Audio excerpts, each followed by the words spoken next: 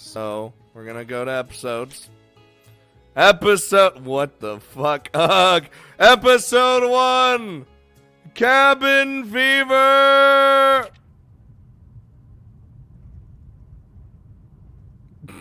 Oh yeah, by the way, what? Are you guys hearing this? The game is made by the same people who did Highway Blossoms, which was an amazing game also, so there you go. Sorry, sweetie. It's stuck. Can't go any lower than that. Whoa! Yes. I can just sit here and not talk. I'm just gonna... let me just relax for a little bit. Here we go. Yes. Yes. Is that right? It's not bad. Damn it! I have to talk! I clicked down on the switch. Fuck, I'm already fucking up. A sputtering rumble coughs from the car window. Well, stop adding words, brain. Vibrating beneath the rushing wind as it rips through the car. I click up on the switch. The window slides the rest of the way up with a smooth... I click down again. Smooth. It stops halfway. Sputtering rumble. Yep. There's actually a funny story about that. I like funny stories. Jesse laughs guiltily. Lily, no! Waving it off with a shrug and a smile. But I forgot what it was. What? Then why even bring it up? We smack a bump in the road. The car jolts up, tossing me into the floor. The door, not floor. Oh my god. Guys, it's already over. I glance in the side mirror as we drive away from a pothole. Ugh. Every problem in this park has a story. And there's a lot of stories. Dude, it would have been way more intense if she was thrown to the floor from that. Good lord. The park makes do with what it has, Eve. We're resourceful that way. I roll my eyes as she gives a reassuring grin, but her reflection in the stupid broken window tells a different story. One of concern, rivers of coffee, and a decade of overwork. There might even be a small wrinkle encroaching on her dear, cheerful round face. But I don't dare say anything. I'm quippy, but I don't have a death wish. Not yet, anyway. I'm driving, so I have only audio right now. Good. Yosemite this time of year is a mixture of green and white, where the winter snow still speckles the peaks of gray, stone gray mountains and blends into spring's revived trees. I close my eyes and let the whistling... I can't whistle. Wind blow onto my face. And for a second, I almost feel like a little girl again, riding in the back of Dad's pick-em-up truck as we zip down the roads of Tioga Pass, anxious to explore the next trail. But right as I remember the smell of the sweet, fresh air, a van speeds past us, leaving a trail of toxic fumes. Ugh. The memories ripped away. Oh, it's Play! Play would have been in a car, though. Going, like, deja vu fast. You already know.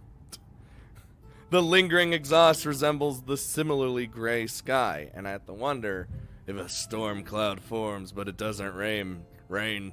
Is it still filled with water, or is it just hollow and filled with sadness?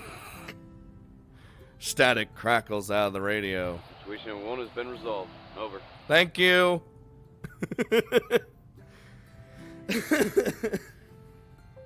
It's still water. It is still water, though. Jessie peels the mic off the dash, one hand on the wheel as she shifts to her supervisor voice. 10-4. Fill me in on the details. 10-4, good buddy. The reports ended up being at 10:56. White male, early 50s. I don't know what any of that means. He was stumbling around when I got there. stopped discharging his firearm as soon as he saw me pull up. Oh. Looked like he was shooting at some bottles. Of course, it's just some white dude fucking with a gun. America and bacon! I scoff. Don't even try to hide it. Jesse shoots me a narrow look. No altercation. But he didn't need to take a breathalyzer for me to know he was wasted. Oh. He's in custody now. And he was drunk too? Ugh. Classic America. Fucking American losers. I can almost see the bags sketch themselves under Jessie's eyes as she heaves a deep sigh. It's only paperwork. Me whenever I had to do anything I didn't want to do in retail. I guess. All right. Thanks, Ernie. I'll be pretty late, so you can have the yogurt in the fridge while filling out the report. Oh, I like yogurt. Wait, he's still with the porcupine? Don't call me that. Fucker. My teeth grit against each other. My shoulders stiffen. Tell homegirl we already miss her moods. Hope those Tulumne campers have good dental. Homegirl. Ugh! I reach over and rip the mic from Jesse. Uh-oh. Shut your mouth, Hernandez, or else it's gonna be your fat ass who needs the extra dental work. Damn. Jesse wrestles the radio away from me as Ernie cackles over the radio. Just have that report on my desk by tomorrow. Over. God damn. I am no nonsense mood, huh? I'm still trying to grab the radio by the time she throws it back on the dash. Groaning, I cross my arms and stare thousands of tiny daggers out of the window. Jeez. You know they're just trying to get a rise out of you. Why do you always take the bait? I knew Lil Drag would love her. Because she's very aggressive. Or not aggressive, grumpy. Yeah, that's the word. Because if they actually cared about their jobs, they'd be angry too. Damn. Not that it matters. She's like already dead. At this point, I'm not even sure I care anymore. It's not everyone, Eve. There are people out there who still care. We'll see about that. Who? The campers? Because I can show you some rocks and trees that a certain artist thought made a good canvas. Oh. I swallow the urge to spit. That kind of stuff doesn't get fixed overnight. Gotta love people being pieces of shit. My experience, my experience is the Asians are the most misbehaved at national parks. The Asians. A shadow casts over Jesse's piercing glare. Neither did his fractured jaw or your suspension. Ha! Got him! He deserved it. I slump back into my seat. Feelings of shame or regret are completely absent. All that's there is the gnawing emptiness that always snakes up to my chest and lingers there. Jesse's face softens. The tender expression reminds me of pity. What happened to you? You used to be such a cute cadet. Until I became less jaded and realized how the world truly is. What? I'm not still cute? Well, I flutter my lashes, then roll my eyes. Normally, backtalk like this would get anyone from any profession fired, and secretly, I hope it does. It's that attitude of yours. I remember when you were energetic and determined. Anyone when they first start any job. And then... She shoves me. Hey! Be like that again. No. They beat that out of me a while ago. Yup. Yep. Jessie frowns for a moment, then she grips the wheel and strains a smile on her face. Her dimples look like tight drums, or... Then let's see if we can cram some of that back in. Nope. Not happening. By a transfer? By a change of pace. Damn it. You'll love the meadows. It's a little chilly this time of year, but you can bundle up in the cabin. which you'll have all to yourself, by the way. I doubt I'll have it all to myself based on what's probably gonna happen. You can thank Ranger Smith's gin habit for that. And the camping population? I think, feels bad. No, I start off in the unmotivated, everything sucks. That's because you want to die. You don't count play. He's like, oh. Wait, what's going on here? Jessica sounds like a mom talking to her kid. Jessie bites her lip. Her eyes dart across the road. Don't think you're clever. We used to visit Tuolumne every summer when I was a kid. I know they have a campground there. Eh. She relents with a sigh. It's mostly hikers and mountain climbers right now, since the road's just opened. But I'm sure they'll come piling in as it warms up. Ugh. I expect you to do your job. Ugh. Great. More babysitting. Ugh, job. I never do. Now I can make John make play feel better. Remember what you signed up for. Look at this face. This face, true serious mode. This is like serious Chris, just like Chris was yesterday. And then that Sekiro game was kind of dumb and pissed him off to the point where we didn't even get Chicken Express. Like, what the fuck? He was so mad, so upset with his life. We didn't even get Chicken Express. Ray starved to death that night.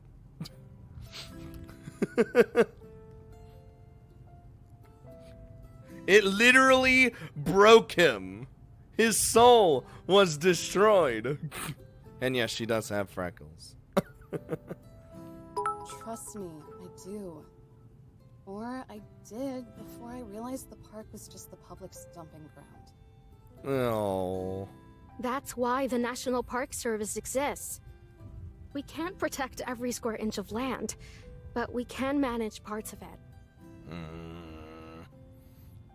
I can't. I'm sad now, too. Need Lolly's smile to recharge. Wait, why are you sad? Whoa! I scoff. If only. For most of these people, the parks are just toll roads. They pay to get drunk for a few days. Dude, I hate tolls.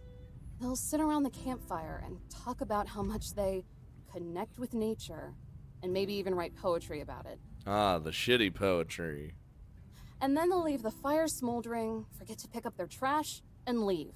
What a bunch of assholes. Jessie cringe and audibly swallows. She stares at me with this uncomfortable gaze like something ugly she can't look away from. And the truth is ugly, so fine, let her. She puts on another one of her smiles. Well, that's why we're... Well, That's why we're here, right? That's our job. Enforcing the law to protect the land. she's already done. Because Play would rather die than play Soul Worker with me. Wow! It's okay, you guys aren't allowed to play anything anyway. You have to stay here and watch. But who are we protecting it for? Good question. Play with that. No, I'm playing my game! I stare at Jessie with flat eyes, waiting for an answer I know will never come.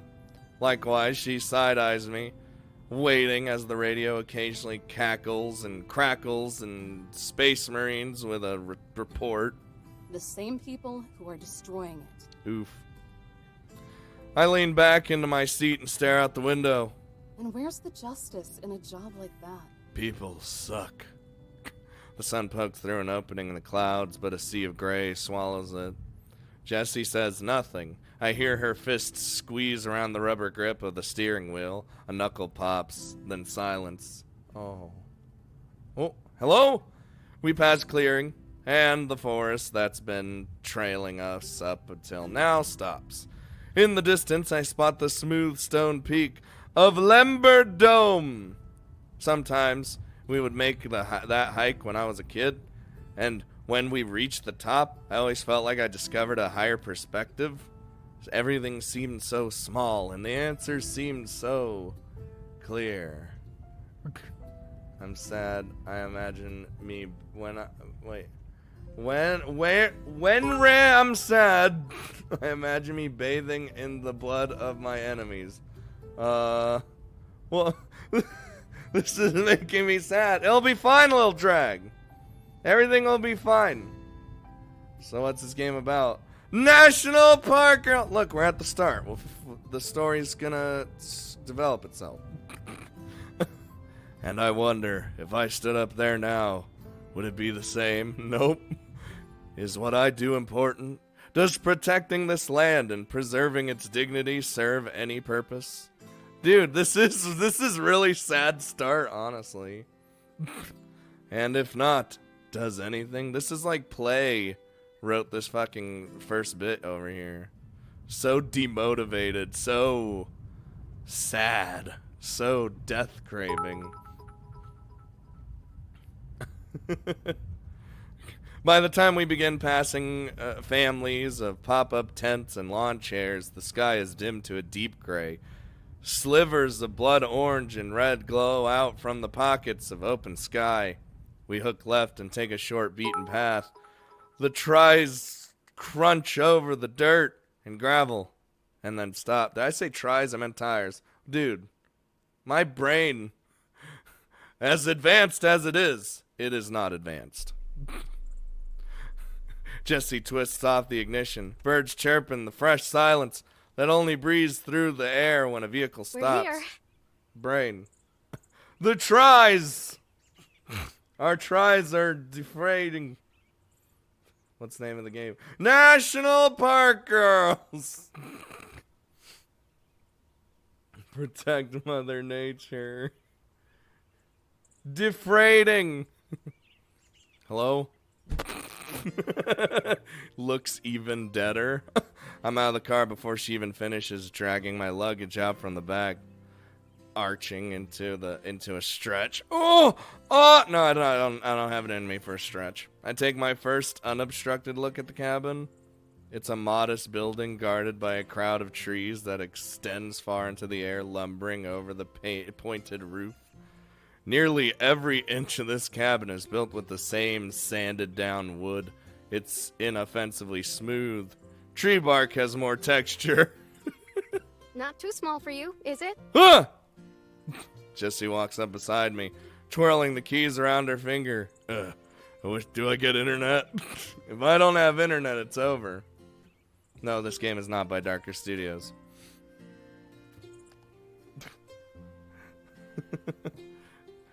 I glance over my shoulder. The campground is hidden behind a thick row of trees.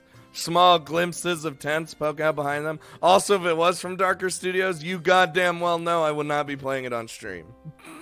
You goddamn well know.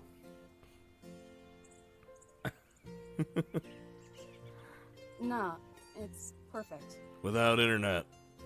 The wood creaks under our boots as we climb up the steps. Ugh. There's another station nearby, but they mostly oversee boring bureaucratic stuff. They'll leave you alone, but you might have to hand out permits if they're ever out for lunch or something. Do I have discretion? Not a chance, sweetie. Fuck. She shoots me down with a song in her voice and a spring in her step. Knowing you, you'd tell them to jump in the lake before ever letting them fish in it. You're damn right. What is this, Play? She's got me there. It'll be better without internet. No! I always need internet. I'm telling you right now, if all of a sudden electricity went down, if the world didn't have electricity anymore, or the internet, or anything, we'd all die. Every one of us. I don't even care. Okay, there would be some survivors. But, I'd die, so it's fine. Listen, Play. What are you doing out in the Canadian wilderness in the first place? Why were you in Canada? Were you planning for the German invasion of Canada? Huh? 'Cause that's all you do, you plot.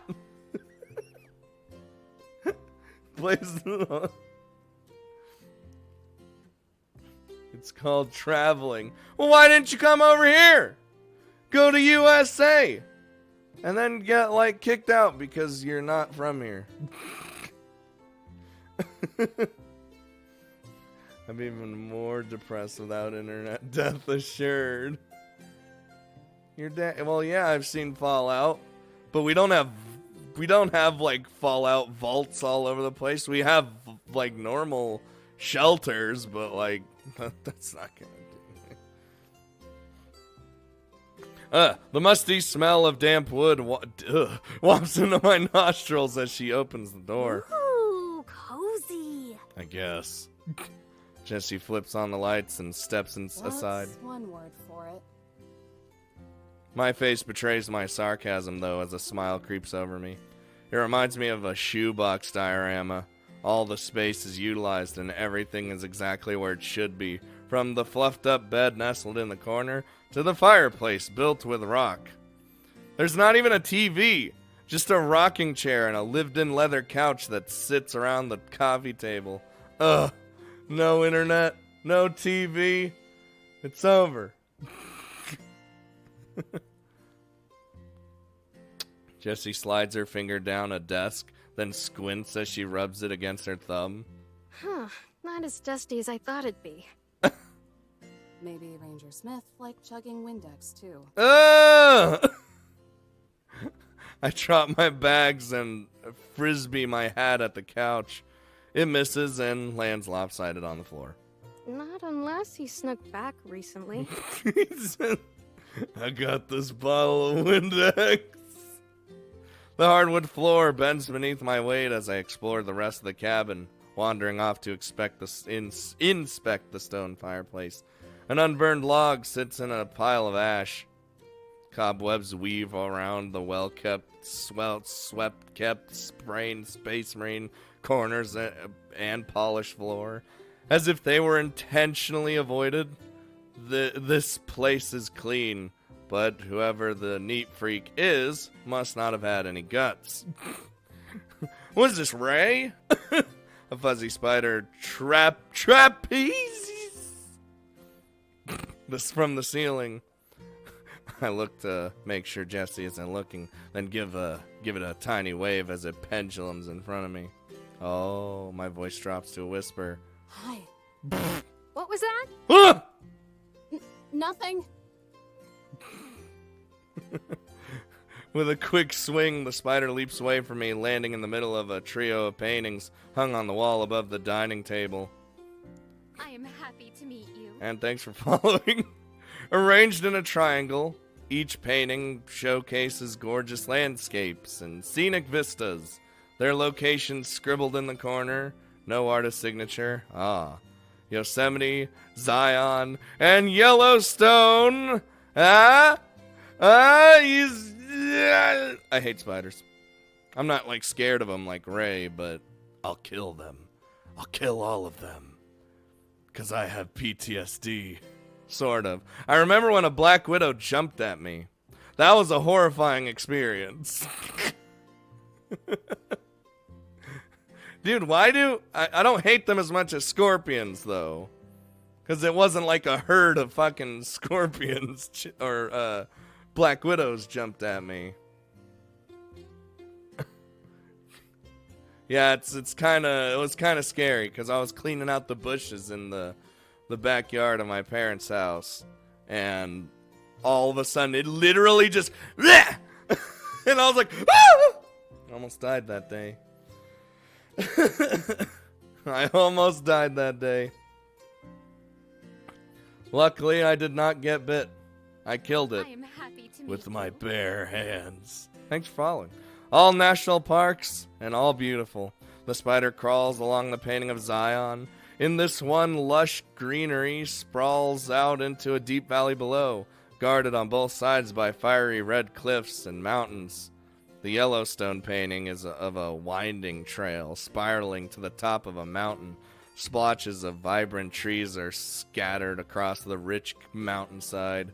Beyond it, flat plains stretch out into the distance before dipping into a canyon. Yeah, sounds about right. And finally, above them is Yosemite. I know exactly what this painting is of. You only need to take a few steps outside to see it. It's the breathtaking view from the top of Lambert Dome, overlooking all the Tuolumne meadows, from the thick forest to the Tuolumne River that winds all the way to the snow-speckled peaks of the Sierra Mountains. I've hiked up there so many times before I could probably point out exactly where we are. God, I wish I was up there now. I would scream my guts out, scream until I was hoarse, and no one would hear me. This might be my favorite of the three, but something feels off about it. After a bit more squinting and head tilting, I decide that this painting is too crooked for its own good. The frame is so off-center that if there were a hiker in this painting, they'd plummet to their deaths. With a soft grip, I grab the sides of the painting and begin to delicately, slowly, gently straighten.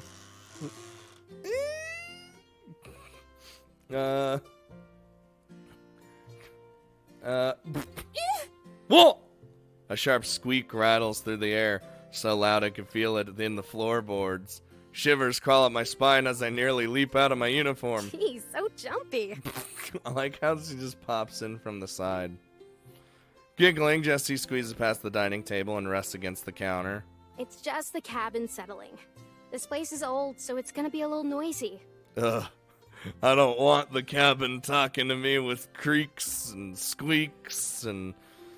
Space Marines? Her voice drops an octave. All that's missing is a flashlight below her face.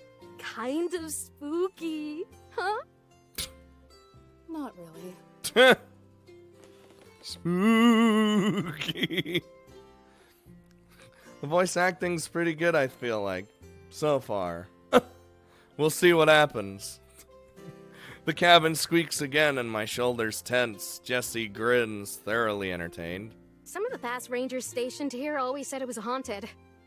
Personally, I think it was just something in the coffee. You kidding me? Why would you tell that? Why would you say that to me? Now I'm gonna think it is haunted. And I'm fucked. She picks up the what the fuck? The percolator? Off the stove. Oh, okay. I was like, wait a minute. Rouse it around. Flipping open the lid, she pulls out a small bottle of bottom shelf gin. Our tax dollars at work. Thank you, Whoa! thank you. I love you all. You are totally awesome. Mechanist! 9 months in a row! You're getting close to that year. The whole year of bull. A whole year of bullshit. Dude, my taxes still need paid. And I'm just like... I don't got a lot of money for that. But you know what? We'll figure it out. Ew, Jin. Thank you, Mechanist, for almost a year of Bulbul. Almost a year of Bulbul. Just be happy we're not privatized yet. Make sure to recycle this later. I don't like recycling. I just like throwing it away. She hands me the bottle and tampers off toward a cabinet. I set it back down on the counter and follow behind. Question. When was the last time you were at the range? To shoot? God, I don't know. To shoot? Scratching my head, I think back to the last time I unholstered my sidearm. Dude, I wasn't actually thinking she was talking about that sort of range. Despite the faint temptation from being surrounded by obnoxious campers, it's about as rare as an eclipse. I'm packing heat! Bitch, you should hope to be privatized. How much do you owe? Like 500? feels suiciders, man. About a year ago, I guess, when you dragged us all down there on our day off to practice. Packing heat. She unlocks the cabinet, leaving the key in as she opens the door. A slender gun leans against the back. An off day for you guys, maybe. Any more I'd kill to just have one weekend off. God damn it. Why did the page die? Alright, what? Lil Drag! 6.69. Always coming in with the memes. Always coming in from the memes. God damn it. Help with the taxes next stream. Taxes are the worst. See, here's the reason why I owe taxes is because the United States has labeled me as self-employed now. So because of that, and like, you know, the Twitch, the YouTube, the Streamlabs, that stuff, all of them give me I forget what the fuck the form is called. It's the self-employed form, and it's like, here you go, plug all this in, and you owe taxes because you're self-employed. Hope you're happy about that. And it's like, oh, that's fun. Meme review. Speaking of memes, hope you guys enjoyed that Soul Worker video. I had a lot of fun making it and trying to figure out what I wanted to do. Yeah, that one. The 1099 forms. I got a bunch of those. All right. The words slip out of her, and as soon as they do, she glances at me. Then the gun. I didn't mean, like... You know I won't actually. I stare straight through her as she fumbles around with her words. She coughs. Anyway, what we have here is your standard issue pump-action Remington 870. Uh-huh. Also known as a shotgun. I like shotguns. Best for killing zombies. And people. Fuck you, fuck me, fuck Article 13. God. Well, I don't want to talk about Article 13 right now. Let's enjoy the internet while we can. Unless for some reason it just doesn't get, like, actually passed, even though it did pass. I mean, like, don't they have to go through another thing? And then, like, who knows? Who knows what happens? Thank you, Sniper, for 345 Article 13 bits. A bright sheen glistens off the gun, both the butt and the pump sharing the same glossy wooden finish. I'm still gonna be packing heat! Fancy. This actually doesn't look like it'll fall apart in my hands. My eyes drift to the desk radio that was assuredly used by Navajo code breakers in World War II. Count on the DOI to have their priorities straight. When have I ever turned down new equipment? Judging by the bedroom eyes she's given the gun, I think the answer is pretty clear. Still, this is a bit excessive. I don't need this much heat for grunt work. You don't know that. A sidearm and a shotgun? What is this? 4th of July? Heyo! America! It's just a precaution. Hopefully you never have to use it. It's not like everyone is asking you to carry it around on patrol, which I expect you to do every day. What, patrolling or carrying it around while patrolling? Can I do that before sunrise? So I don't have to talk to anyone, ever? Yes! The dream! She'll be happy about it whenever she's about to get eaten by a bear. I am Gun kink! Little drag, we found your women. Thanks for following. We found the little drag women. Absolutely not. Damn it! I will not allow you to be a weird forest hermit under my watch. Whoa! You need to have some positive experiences. I'd rather be a hermit for the rest of my life. My mind blanks out into a field of static as Jesse's tangent gains more momentum. As my thoughts wander, I start to hear more noises. Vampire girls feel more comfortable before sunrise. What's up, Lady Anthea? How are you doing? The creaking of the cabin, the howling of the wind, then Actual howling. Wait, actual howling? Oh, I'm gonna need the shotgun here for a second. If Jessie heard it, then she's ignoring it. As her ranting continues to go, places entirely unrelated to my misanthropy. Scratching begins to scuff at the door.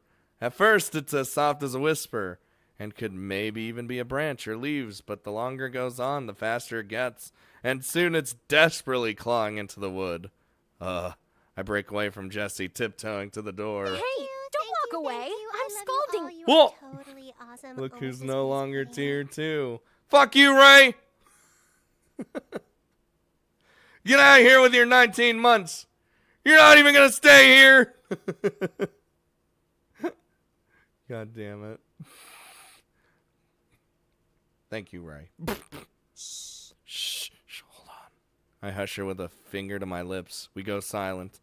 Twisting the cold knob, I ease open the door. Is this how I should approach this? Nothing. What?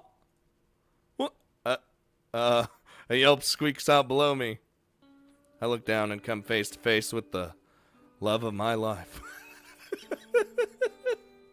An adorable puppy, its floppy ears barely reaching my ankles, pants in front of me, its small paws scratch at my boots. Oh my god, buddy. I drop to one knee. My heart melts as I stroke its soft fox red fur. It's Maya! What are you doing here, pup? Huh? Are you lost? Oh, you.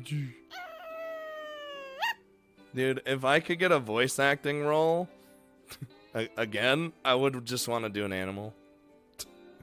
As if answering me, he gives a tiny howl, but it breaks into a yelp. With a whine, he snuggles into my knee. I'm dead. This is heaven and I'm dead. Eve, get away from that. Whoa! Whoa! Sprinting from across the room, Jessie charges at the door. I do my best Matador impression and dive out of the way. Jessie stomps on the floor, her boot inching closer to the pup with every loud thud. Shoo! Get out of here! No. Get! Go on, get out of here! I am happy. It's like not... Pup yap. Thanks for following. The pup yaps back, briefly challenging it. But whenever that giant merciless boot lunges forward, his compact frame lunges back. The fight continues onto the porch. With one last growl of defiance, Pup just scampers off into the bushes. His ears poke above the leaves, but as he stalks us from the brush. What the hell? He wasn't doing anything. You scared him. Scared. Welcome back, Nakomiki-chan. I didn't know you left. Thought you were lurking. Good. Maybe it'll stay away then. Damn. I glare at Jessie like she's the devil incarnate because she is. Don't give me that look. What? I reinforce my gaze with more steel. Orphaned coyote pup. Started coming around the camp, and Smith, in his infinite wisdom, decided to feed it. Oh. I glance toward the brush again, but by now it's gone, hiding somewhere in the shadows as the sky darkens. I'll need to set out a dish for him later. Don't. Whoa! She read my mind. Jessie scolds me with a single wag of her finger. Did she read my mind? I didn't say anything. But you thought it. And if you have any sense, you'll... She pauses, glancing up as the last glimpse of sunlight is snuffed out. I'll lecture you another day. But for now, I have to get back to the station. Alright. Before Hernandez eats all the yogurt. But don't leave me! Don't leave me! With a nudge from her elbow, she starts for the truck. Yeah. Kick his ass for me. I was checking on some medications. Nakamaki-chan, no! It's not animal abuse. It's just, she was just trying to be like, go on, get. Scat, skidoodles. Skewhoozles. I stare down at the scuff marks on my boots, tracked with dirt and dust from all 1,200 miles of the park. Not nearly as polished or shined as Jessie's, or even that gun. What What's wrong? I thought you loved Ernie jokes. Yeah. It's nothing. I'm fine. Ernie jokes. In the far reaches behind the cover of the trees, I see the orange glow of a campfire. The muffled chatter and laughter of the campers carries from across the woods. A tender smile spreads across Jessie's face. She sweeps me under her arm and into a hug. Whoa, hold on. I think of breaking away, but her gentle warmth is nice. And it's kind of cold out. You're going to do fine, sweetie. No. Yeah, until I bust open the next guy. I rest my forehead against her badge. The edges dig into my skin. Ow. Hey, don't think like that. I didn't vouch for you because I thought you make the same mistake twice. You never know. You're a good ranger, Eve. If more of us were like you and cared more about what's around us and less about our pensions, then the Force would be better off. This will be good for you. If you can straighten yourself out here, then you can do anything. I'm gonna kill a man with this shotgun.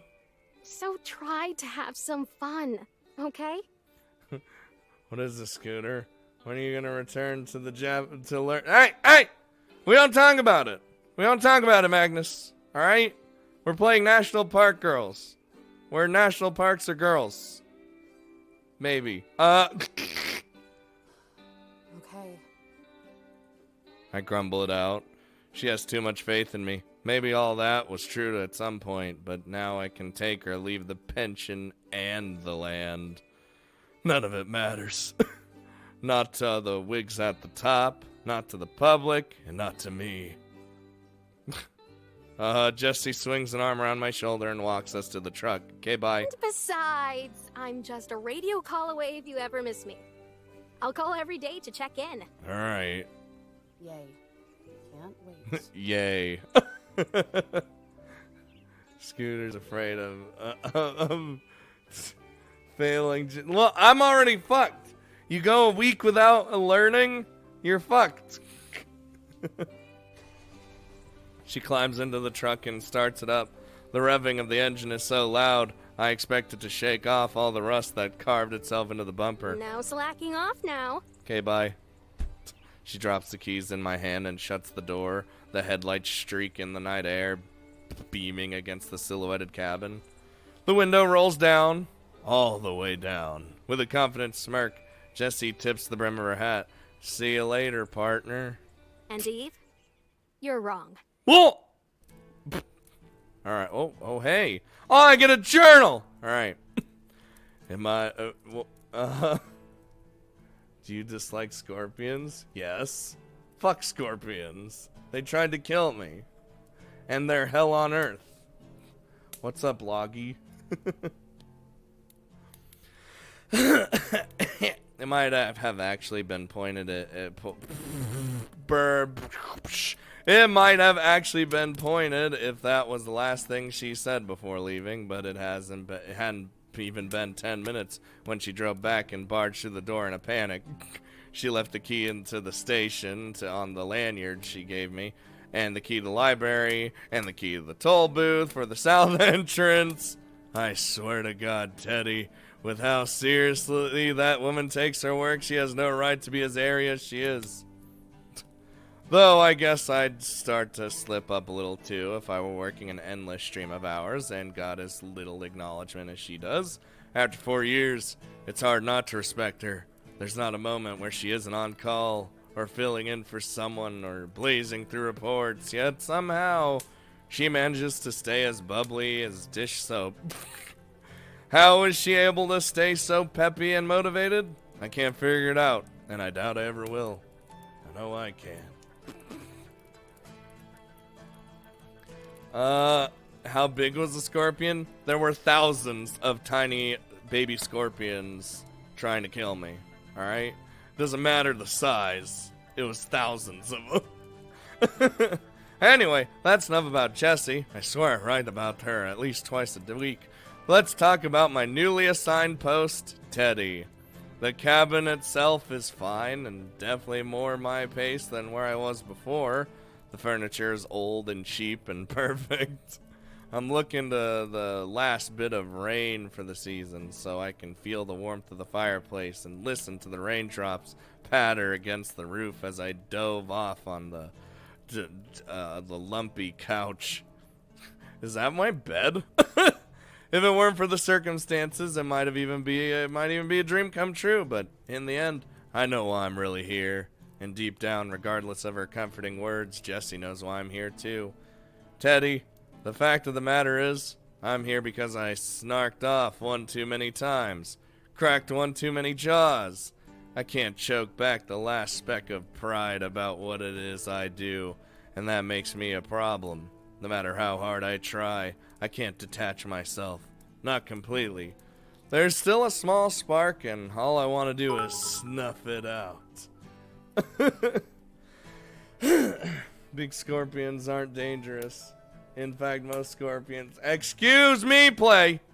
They got giant thingies with poison, and baby scorpions have unrefined poison, so you'll die. How are you doing today? Hoping all is good. It's all good today.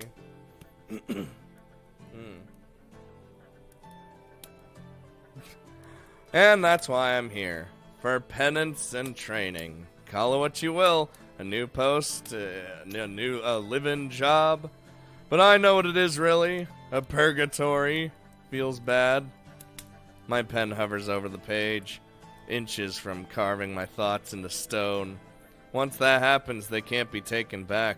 It's a scary thought. Sighing, I drop the pen and reach for my mug. But inside of the lukewarm coffee I've come to tolerate, all that's left is a brown ring crusted around the bottom. Ooh. I stretch out of the chair and let out the longest yawn in at least 20 minutes, maybe even 30. I drag my carcass to the stove and pour myself one last cup of coffee from the percolator. Steam rises from the mug. The coffee is thick, and sludges around like motor oil. Okay, overcooked and bitter. It almost tastes like it too, but I'm not a snob. And coffee's still coffee, even if a gas station could whip up a better brew of coffee. And a percolator works as well as anything else. Besides, there's charm in that, isn't there? Enjoying things that are inferior and outdated. Is that a... Once when packing up the tent after camping in Spain, I found 2 small scorpions hiding underneath. No! What? You already hate me. It's true. Neko Miki-chan is hated by Play. Look. He won't acknowledge her. Okay. Poor Neko Miki-chan. It's okay, Neko Miki-chan. We love you! Play's like, don't ever say that! I'm forced to stare at my reflection as I sip the coffee, but it soon turns into a foggy murk, and I can't really see anything. It's all that oil seeping to the surface. A gross thought, but it really doesn't matter as long as it gives me the energy to keep going. Journaling is hard work, and maybe even harder than working for the Park Service. Originally, it was just a way to get out all the energy that was bubbling around inside me. Butterflies, hopes for the future, dreams of making the park experience even better. But that eagerness morphed into a slow realization. And over time, that morphed into, well, whatever I am now. Journaling became time for sharp, focused reflection. It's a good way to cope. Some people drink, some people get high. I complain about everything to my notebook. By now, I at least have a dozen of them filled out. Teddy, volumes 1 to 12. I like to think they all share the same consciousness. Totally dumped a half bottle of, wait, what the shit? I totally dumped a half bottle of Cleat Bang on a hunting spider in my computer room once? Wait, what's that? What's Cleat Bang? Love to love. Cleat Bang!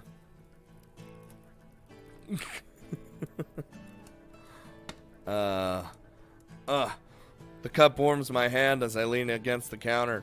The wind kicks from the cabin, and if I listen closely, I can hear night's nocturnal whispers from outside, chirping from crickets, the steady shaking of leaves. It makes me realize just how thin of a barrier from the outside world this place is. A cramped, fenced-in box. The only thing keeping me from the same darkness that's out there is a few dim lamps. A small choir of laughter and chatter echoes from outside. Reality decides to give me a slap in the face as I open the curtains and peer through the window. A group of 4 shadowy figures trip and wobble through the brush. One of them falls flat on their face. They laugh even harder than before. And speaking of needing a barrier from the outside world, I stomp over to the desk and snatch the flashlight. As I march over to the door, I remember that I've changed out of my uniform into tattered jeans and a flannel. Hardly authoritarian. Damn it. I reach over to the couch and grab my hat. Better. That's all we got. That's all we got time for. We gotta stop this. Wait, what's this? Cleat bang! What's it say? Oh, is it just like... Oh, it's just cleaner. Pointed on lamp. Call ye suicide. It says suicide. What? Okay, never mind. We'll just...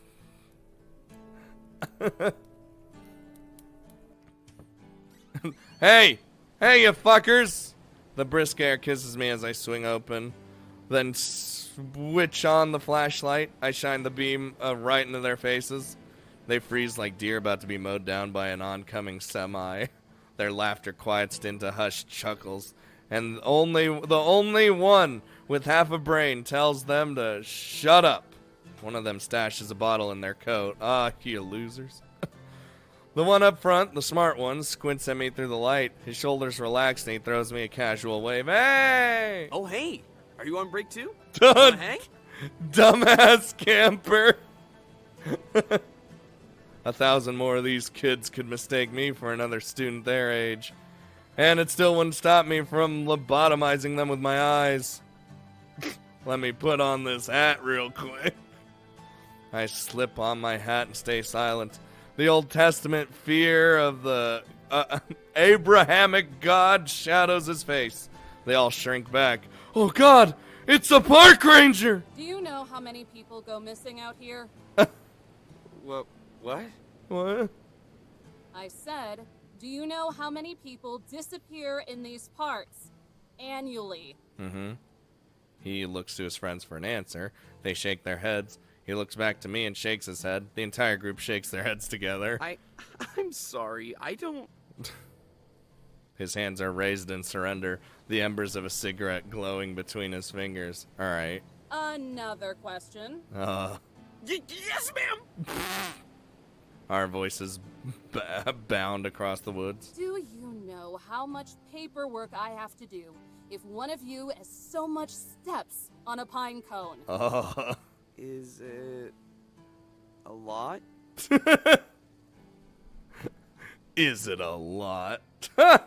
His friends nod. He nods back. Yeah, a lot, right? Let's just say it's more work than you've probably turned in this entire semester. Damn. That gets a laugh from one of his buddies. He shuts up as soon as I shine the light on him. Do me a favor and stumble back to camp, okay? I'd rather not have to explain to my supervisor how you all fell off a cliff. The 2 girls hidden behind the others give me dirty looks. The kind idiots give to fast food workers when they're told that they're out of fries. Dude, I've actually never had that experience where they're out of fries. I've had the where they're out of meat experience. And that is probably the worst. Because it's like, what do you mean you're out of meat, you fuckers? I turn the flashlight up to the highest setting. They all let out a collective groan as they shield their eyes. Go on, you heard me. You can bum around all you want once the sun comes out. Oh, God. Dude, that sneeze. The sneeze creaked up on me. Oh, Jesus.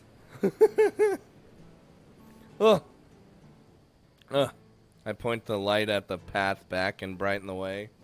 He takes a few steps and gives me a gracious nod. Sure thing. Sorry for the trouble. Have a good night. You drunk ass. Cigarette ass. I won't, but thanks.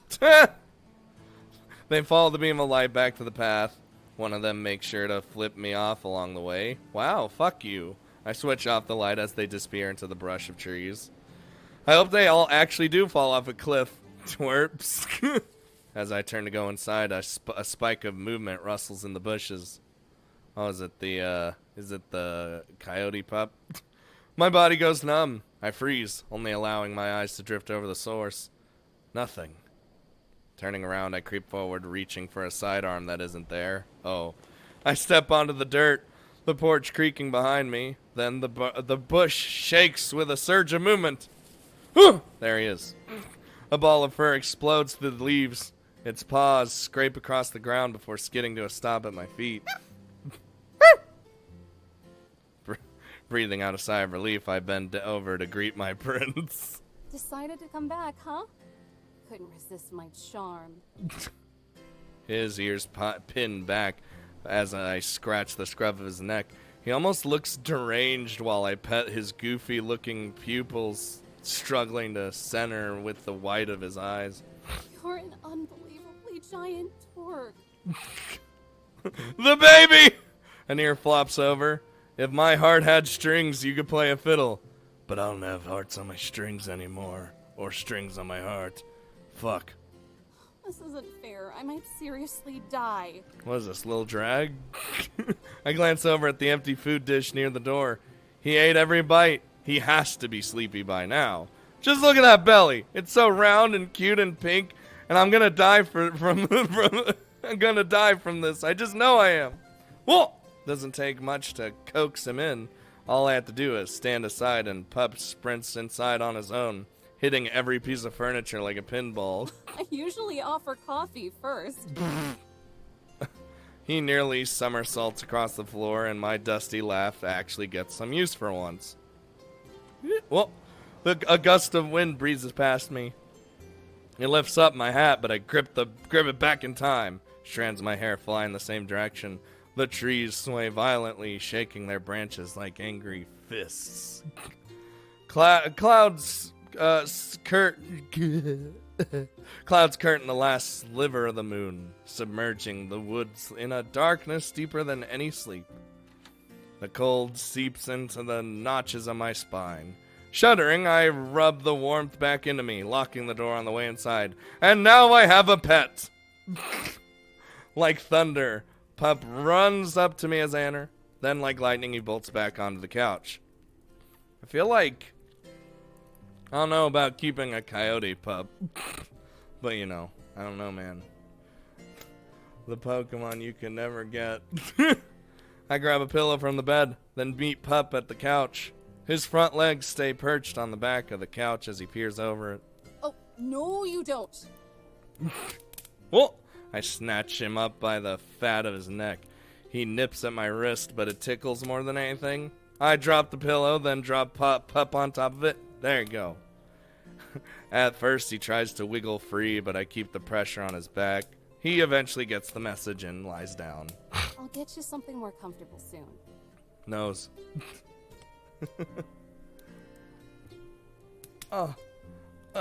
My leg brushes against the coffee table as I get up. A stray magazine catches my attention. Jeez, Jesse, did you leave this too? A bag of lemongrass tea sits between the pages, acting as a bookmark. Did she not have anything else she could use at the time, or was she just lazy? Coyote's basically a dog living in the wild. I know what a coyote is. I'm not dumb. I'm just saying. That's why you probably wouldn't want a coyote, especially a coyote puppy, as a pet. Because they're more instinctual than our, pugs. The cabin creaks with the blowing of the wind. Pup's ears stiffen in alert as he quietly gazes at the closet door. I look down at the magazine. A map of the park is paired with the article. Every exit to the park is circled in red. Everything can be an exit. Wrapping up your stay. Leaving Yosemite. What the shit's happening? Hello? Oh, okay. The night breeze is right past me. Every time I look up, the clock has passed another hour, and the gap only grows larger. In the corner, Pup gnaws at his ankle. His teeth chatter as he tries to chew the fleas off his skin. I flip through the thick stacks of pages I've written on tonight and weigh them between my fingers. Not a bad way to break in a new journal. I mean, it's cute, but wild animals need to stay in the wild. Yeah, pretty much. Coyotes are a nuisance. They're shot on sight here. Mechanist, no! I mean, I guess. The soothing smell of fresh primer puffs out at me as I fold it shut. A yawn slips out of me as I shamble over to the bookcase. Light reading before bed is never a bad way to end the night, especially eerie nights like this.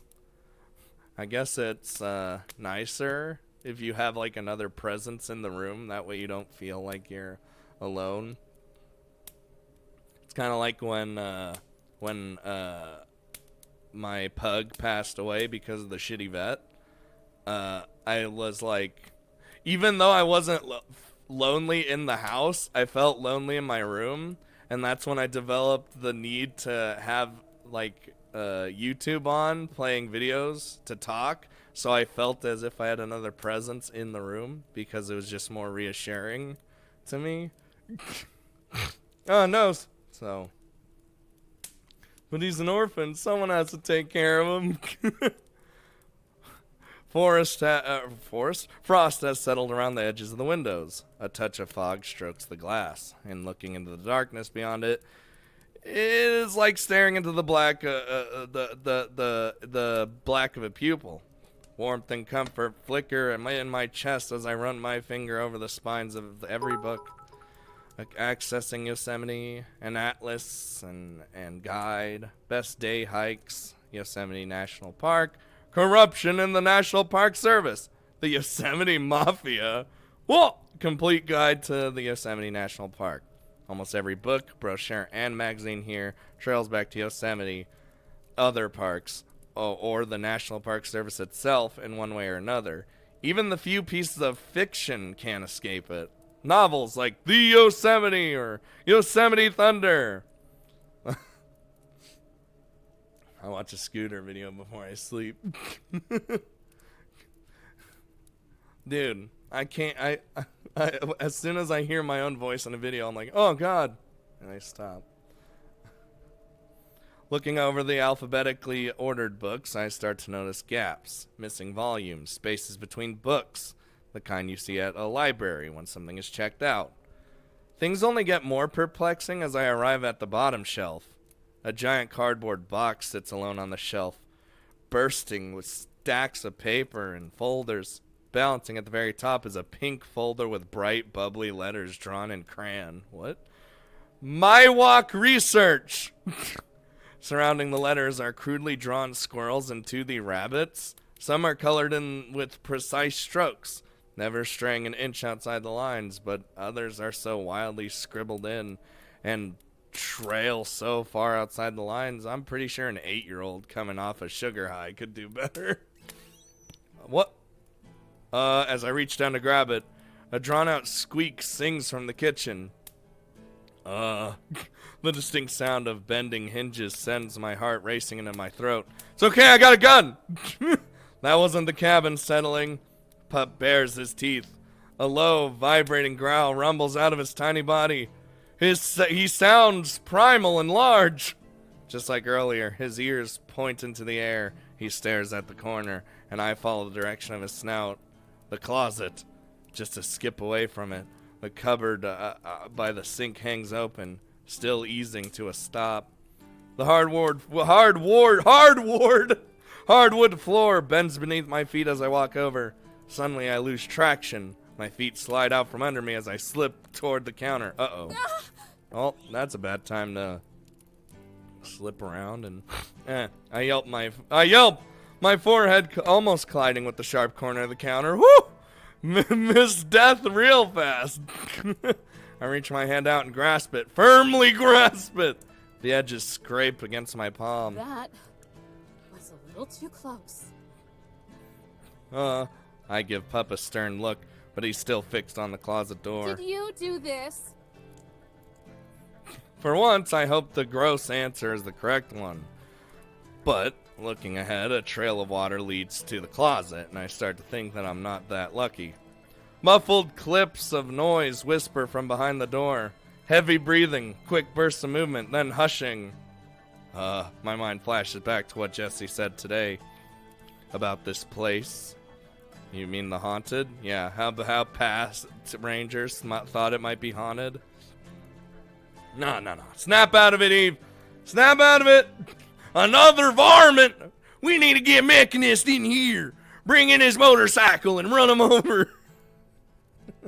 Now that would leave like blood and shit all over your motorcycle. We don't want that. I slap my cheeks and push the idea into the far reaches of my head. There's only one explanation for this. One of those campers from earlier snuck in here somehow and is trying to give me a good scare. Yeah, that's all it is, of course. Luckily, I got a gun, so I can give him a good scare. What did I tell you morons about sneaking around? I project my voice, trying to muster up some bravado my high school gym teacher always seemed to have. You're trespassing on federal property. That's serious stuff. Come out now and I won't slap cuffs on you. The noise stops. I count the seconds in my head, but nothing steps out of the closet. Fine. Don't say I didn't warn you. Guess I'm slapping cuffs. I stomp over the door, make sure my steps are loud enough for whoever is on the other side to feel. Twisting the knob, I pull it open halfway. Oh god, they're gonna... Two pale eyes blink at me, poking out from beneath a yellowing sheet. I slam the door shut. Fucking... Oh crap, I didn't actually expect someone to be in there. I gasp as a bang rattles the closet door. Another bang, as loud as a gunshot. The door bends from the hinges. I stumble back. My foot slips on another puddle. Why is this place so puddly? But I brace my leg. Somehow I'm standing. Oh my god. There's a final explosive bang. The door swings against the wall. Nanny! Every light in the cabin zaps off. Electricity surges down around me. The sudden darkness forces a scream out of me. I slap my hand over my mouth and swallow back the terror. Were they all holed up in that closet the whole time? I feel like it. Damn, they know where I'm at now. I breathe in quick panic bursts. Then footsteps.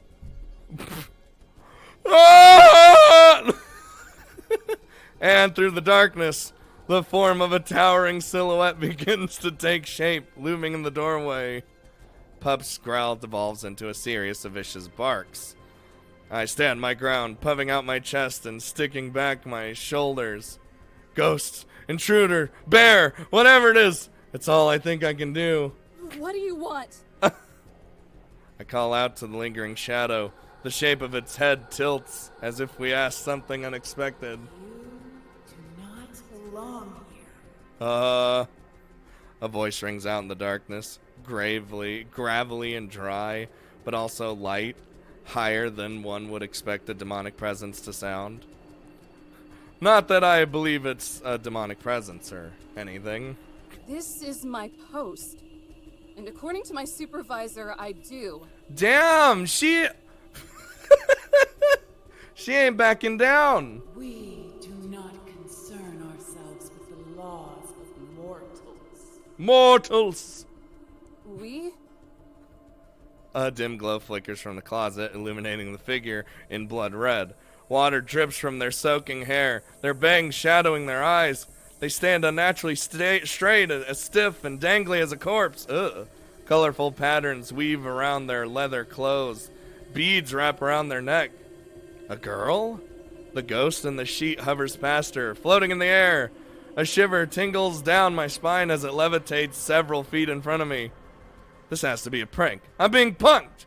Jesse and Ernie are in on it. Those motherfuckers. Leave us to our resting place. Yeah, I'm pooped. A high-pitched, energetic voice shouts out from the closet. The tall figure kicks back her leg. There's a yelp as the red light around her flickers for a moment, then reappears. No! Damn. Blizzard. Space Marines. Thunderous wind hammers against the cabin. Her shout reverberates through the wood. A moan howls from the sheet ghost. Muffled by the fabric, it's spooky in the same way a child making ghost noises on Halloween is. As much as I'd love to, and believe me, I would, I can't do that. I'm already on thin ice. The tall figure stutters, and while I can't see her eyes, I can make out a deep frown. Are you trying to reason with a vengeful spirit? Do you have any idea how ridiculous that is? We got balls! Do you have any idea how ridiculous your request is? That isn't my problem. Basic instinct prioritizes survival over income. You understand that, right? It's not complicated. I got a job to do. Basic instincts get written over by basic training. Besides, it's not about the money. You're not a very perceptive spirit, are you?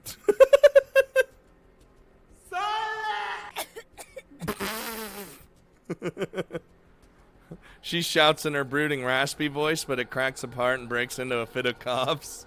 Just shut up, okay? Shut up! It's broken. The bravado in her voice is all but gone. The vengeful spirit is now merely a frustrated one.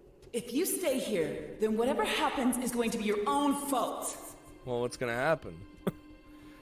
The red light behind her flares up, tinting the walls with a blazing glow. Pup Spark returns with killing intent. The sheet ghost lunges at me through the air. I spin around, diving for the gun in my cabinet. Whoa! Come on, Jesse, come on!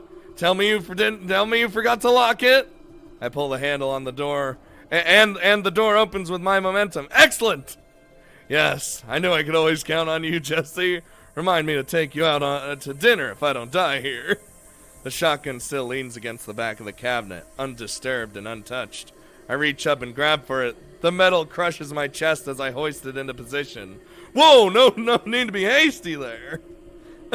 Adrenaline pumps through me. I push down on the safety, wrap my finger around the trigger. Strands of hair stick to my face as I stare down the barrel. At my feet, the sheet ghost stares at me, now firmly on the ground. Directly in my sights. I got you in my sights. My trigger finger shakes. I shake. The temperature of my blood plummets, and my body freezes with cold sobriety. This isn't what I wanted from this job. I never wanted to hurt people, to point guns at them, or punch them in the face. All I wanted was to protect. Oh, well. Oh, what? The fabric draped over the ghost stretches back. Pup dances around its feet, his tail wagging as he tugs away the sheet like a game of tug-of-war. The sheet falls to the ground, and I finally get to see what, or rather who, is attached to those wiry legs. Like a burglar caught in the act, she stands there wide-eyed and trembling. Leaves rustle off her tiny beige dress, but there always seems to be more stuck to her. Even her long, brushed-out hair has twigs and leaves shaped into a wreath resting on the top of her head. She is small, as the kids would say. But more interestingly than all that is the pair of wings protruding from her back, feathery and white like an angel in a painting. A kid? And a little one at that. I could scoop her up in both arms if I wanted to. What on earth do you think you're doing? The shadowy ghost stomps across the floorboards, making a beeline directly for me. Panicked, I shift the gun to her, but she's already towering over me. Well, and she's hovering. Yep. Not another step. Her green eyes glare at me. In their intense anger, they almost seem to glow as she grips her hand around the shotgun. Uh-oh. I close my eyes and let my voice tumble into a shriek. Get away! Damn. I pull the trigger once. Twice. Well, nothing. That can't be right. It's weird when Scott. That's because I'm old. I'm an old man. That's why I say how the kids. You know, I try to be hip and cool with the kids. My eyes snapped shut just in time to see her wrestle the gun from me. Oh. I thought they taught you goons better than to go around and point these things at people. I mean, what else is an American supposed to do? Our first option, or our first thing we think of is shooting and killing. Because that's all we do. She moves to remove the bullets from the chamber, except there are none. Scare tactics! I ain't got no bullets, Lieutenant Dan. And if you do, then make sure they're loaded. Did they hire you out of pity? Hey, I'm 27. That's a whole year older than you thought I was. I glance back into the cabinet. A small box of shells sits discarded in the corner. Of course. I slump further onto my back. This is it. I'm dead. I'm probably what I deserve, honestly. Alright, play. Yeah, calm down. The little girl, paler than the sheets she was wearing, looks up at the bigger ghost. Her eyes swell with tears. Yosemite! I'm not as old as Magnus, but... Because Magnus is like 500 million years old. She lets out a timid squeak and dashes behind her bigger friend. She wraps herself around her legs, content to stay only half hidden as she sniffles. I don't want to do this anymore. Aww. Zion. The characters. She brings the little one in close and frowns, watching small tears trickle down her cheeks. From far away, she looks like a creature from a horror movie. Unnatural blue hair with frosted white tips. Her entire body drenched in that red glow. But after seeing her up close and watching the concern wash over her, she almost seems like a normal girl. My God. Did I just get older? Yep.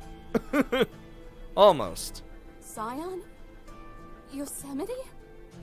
Just who are you people? Well. Her head twists back to me. My shoulders tense up. I scoot back, but there's nowhere to go. Silence, mortal. We have haunted these grounds long before you were here. Uh-huh. The red light from the closet fades away. The lamp surges back on along with the rest of the power. And we shall haunt them long after you've returned. To the ground. She pauses. I blink at her. She blinks at me. Yellowstone? Uh-oh. Yeah, boss? The closet answers back. Wanna tell me why the lights are back on? Fucking idiots. Well, because I flipped them back on, duh. I can see that. But why? I slowly reach for the gun. One chance to take it back. Maybe even the shells, too. Because the jig's up. She's not buying it anymore. A teenage girl springs out of the closet. Her clothes are a colorful array of pastel, and her bright twin tails bounce up and down. She'd be the most normal-looking one of them, if not for that just one distracting detail. Sprouting from the top of her head like a mountain erupting from the ground is a giant cone, flattened at the top and various shades of brown. It reminds me of a volcano from a child's science project. Is it a costume? A hat? It looks like it just blends right into her hair. See? She's already getting ready to flip your lid. The bigger one glanced back at me. In my confused daze, I completely forgot about my hand hovering over the gun. Rolling her eyes, she yanks it away and slides it to the other end of the room. She squats down with a flat stare. She gives me a flick on the forehead. Ow. A dull pain ripples through my skull. I know you're eager to take my home away from me again. But let me sort this out first. Okay, gunslinger? Yes, ma'am. I soothe my forehead while grinding my teeth into fine powder. No, not okay. How about you try doing that again? A slimy grin squirms across her face, and she raises her hand again, thumb and finger ready. Well, I brace for the next flick, but before it could come, Pup hops to my rescue and lunges at her ankle. She stumbles away in time, but Pup stands his ground in front of me, snarling. Ah, we got the legendary super pet that loves us. Good boy. What did I ever do to you? I give you belly rubs and everything. She whines. Pup howls. I think I love this little guy a little more with every passing minute. Zion, sweetie, can you keep the fluff ball at bay for me? The little girl, who has since retreated to the kitchen with her other friend, gives a quick nod. Okay. With intense focus, she flaps her little wings and drifts across the room, patting her lap as she calls for Pup. Hey, boy. Wanna play? Come here. She puckers her lips to a whistle, but only air comes out. That's me! When she realizes that won't work, she clicks her tongue. Digging into her hair, she untangles a wig. A twig. See, my brain just like replaces words with other words or takes a similar word and puts it in there sometimes. Just because it's like, haha, you think that's how what it says? Then waves it around for all to see. I grew a new stick for you. Please like it. Please like it. Pup's head snaps up. His snarl melts into a smiling pant as he dashes over, completely forgetting about his duty to protect me. Well, rip me. Nope, can't whistle. It's over. This was a disaster. The tall girl pinches the bridge of her nose and sighs. No small part thanks to your lack of commitment. Excuse me? She turns to the one in the kitchen, whose head is bobbing back and forth, to a silent melody. I was tired. She slumps over the counter and groans. Oh, we've done this like 1,000,000 times. It's the pits. It's the pits. We do it because it works. That last guy rarely stepped foot in here after we gave him a good scare. It's not gonna work on us, though. We're awesome. You got a really weird brain, Scooter. Make sure it does not forget to breathe one day. You never know. And my brain might just decide it's time for me to die, and then no more Weebathon.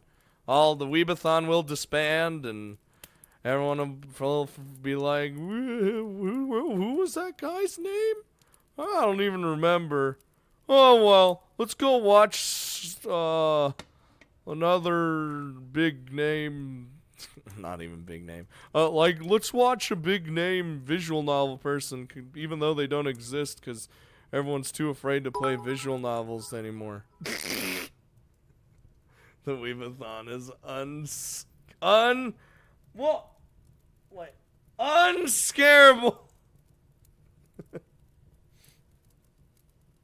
You aren't allowed to die. So, they really did think it was haunted. That's because it is. Now go away. She's different. Dollface over there put up a fight. Oh, she has like a doll face, like sort of. I just realized she has some sort of like a New Yorker kind of accent going on. Maybe it was just that sentence. There are only 2 VN players to watch, you and Luda. Yeah, a Joyzy accent. There we go. Dollface. I'd be annoyed if this weren't so confusing. I don't like her. You don't like nobody. She's Snoopy. Wow. She gives me a suspicious eye. Excuse me? The feeling is mutual. Conehead grabs the tea kettle from the stove and skips over to us. That's kind of why I like her. She flips open the kettle's lid and holds it up to her tall friend. The tall one wrings out her hair like a wet rag.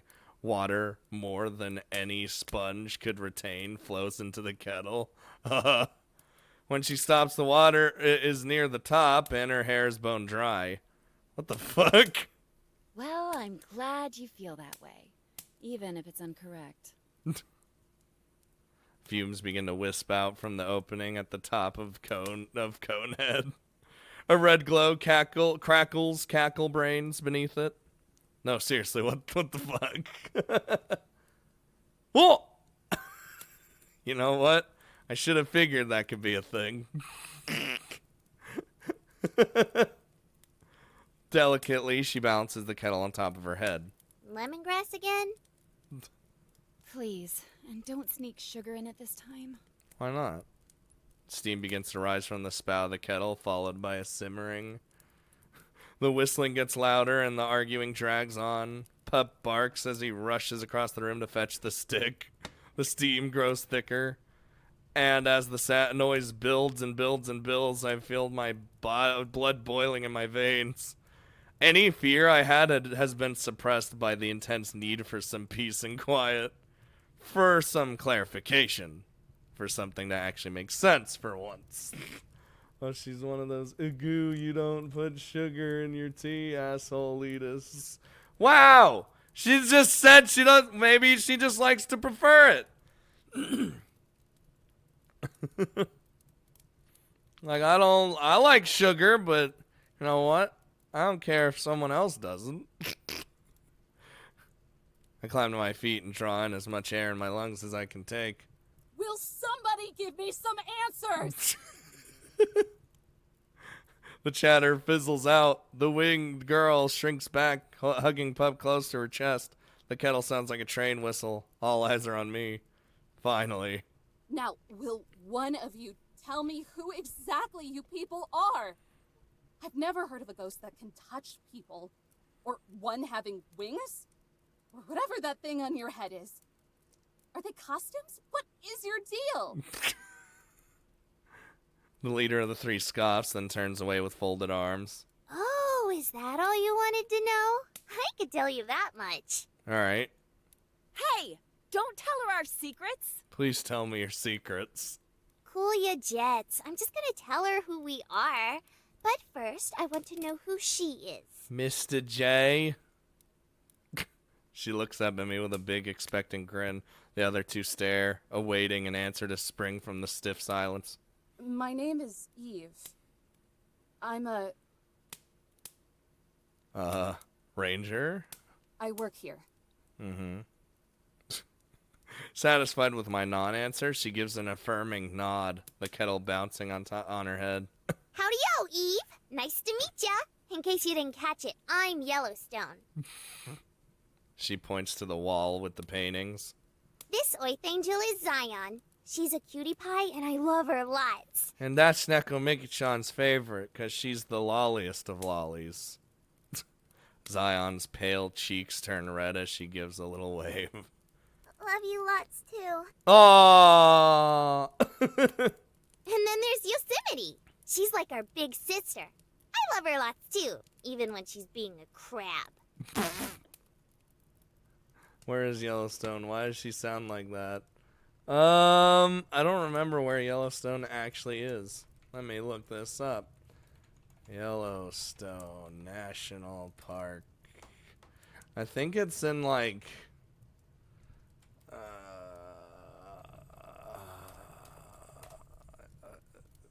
I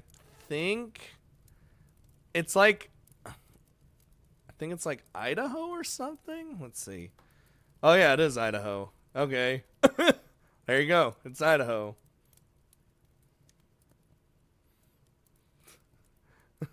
I remember. Yosemite says nothing. I glance at the paintings and pair each one with a girl.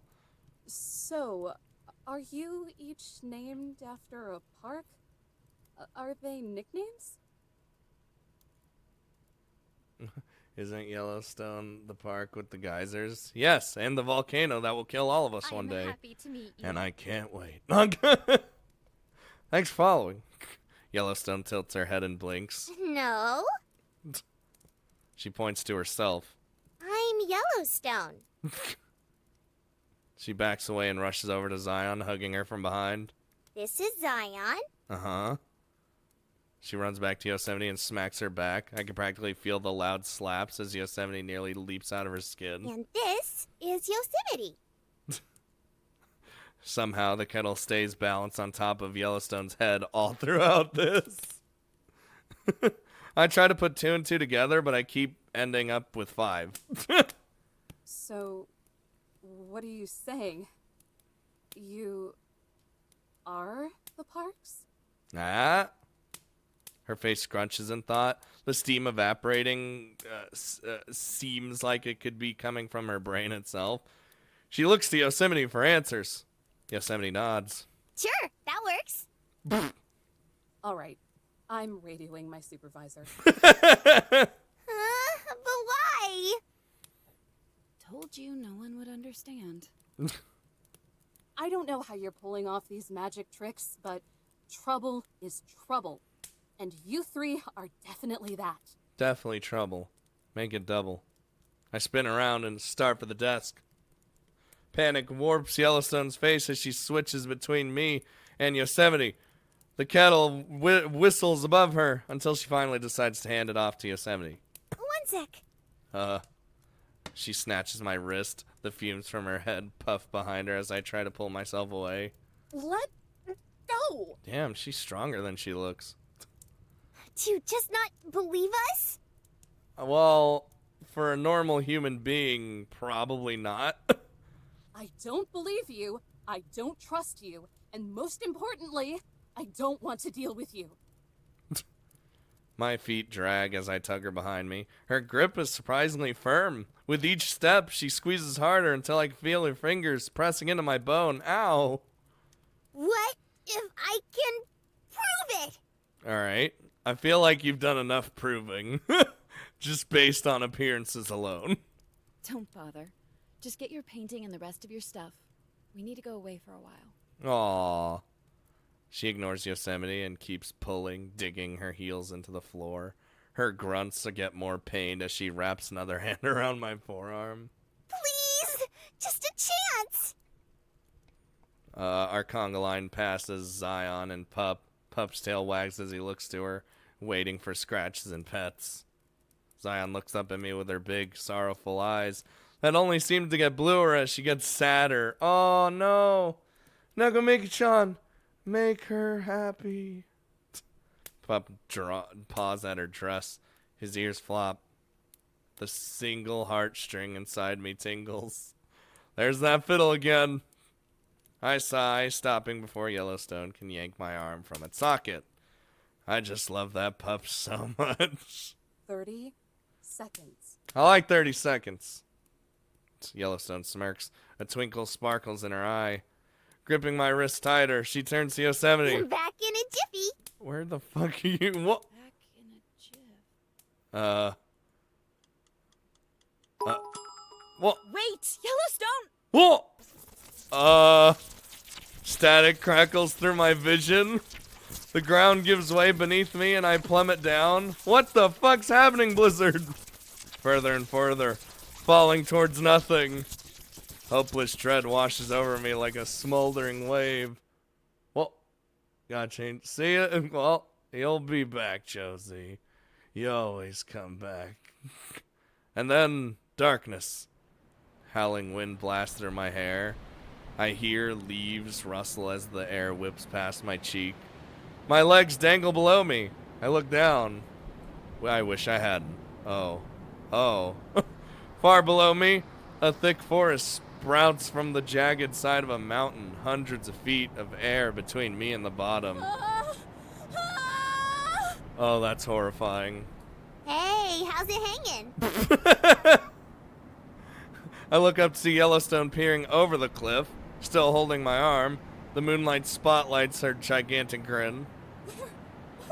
Oh, God! Cool view, right? Do you believe me now? I flip my head in all directions, but all I see are far-off silhouettes of other hills and mountains, all of which look like anthills from up here. The scream finally breaks through, louder than I knew I had it in me. Higher, too. It travels far into the distance. Help, pull me up! Whoa, stop moving so much. I'm gonna lose my grip. Oh no. Don't let go. Don't let go. My body swings like a pendulum. I grip Yellowstone's hand tighter. Aw, you don't like it? It's horrifying. No! No, take me back! She whines, puffing her cheeks out as she pouts. Jeez Louise, don't flip your wig. Don't flip your wig, Mr. J. Ah! I'm pulled upward like I'm being sucked up by a vacuum. The wind tunnels around me. Whoa! And then I'm back in the cabin. The warmth feels like a hug, and my legs feel like jelly. I drop to my knees and catch my shallow breath. Yosemite paces around the room, stopping in her tracks as soon as she sees us. You! Is your brain made of mush? What were you thinking? Well... Yellowstone sticks her arms out like the wings of a plane and spins around the room. Zion giggles as Yellowstone circles around her. Pup sits impatiently below them, his tail sweeping back and forth across the floor. That I can make her believe, duh. I think it worked out pretty well. Does she look well to you? I look traumatized. My teeth chatter as I try to warm myself. I'm shaking. My entire body's shaking. I was here, and then I wasn't, and now I'm... Oh, God. Well, how most people would react to suddenly being over a cliff. The plane runs out of jet fuel and Yellowstone stops. No, but I thought we could finally...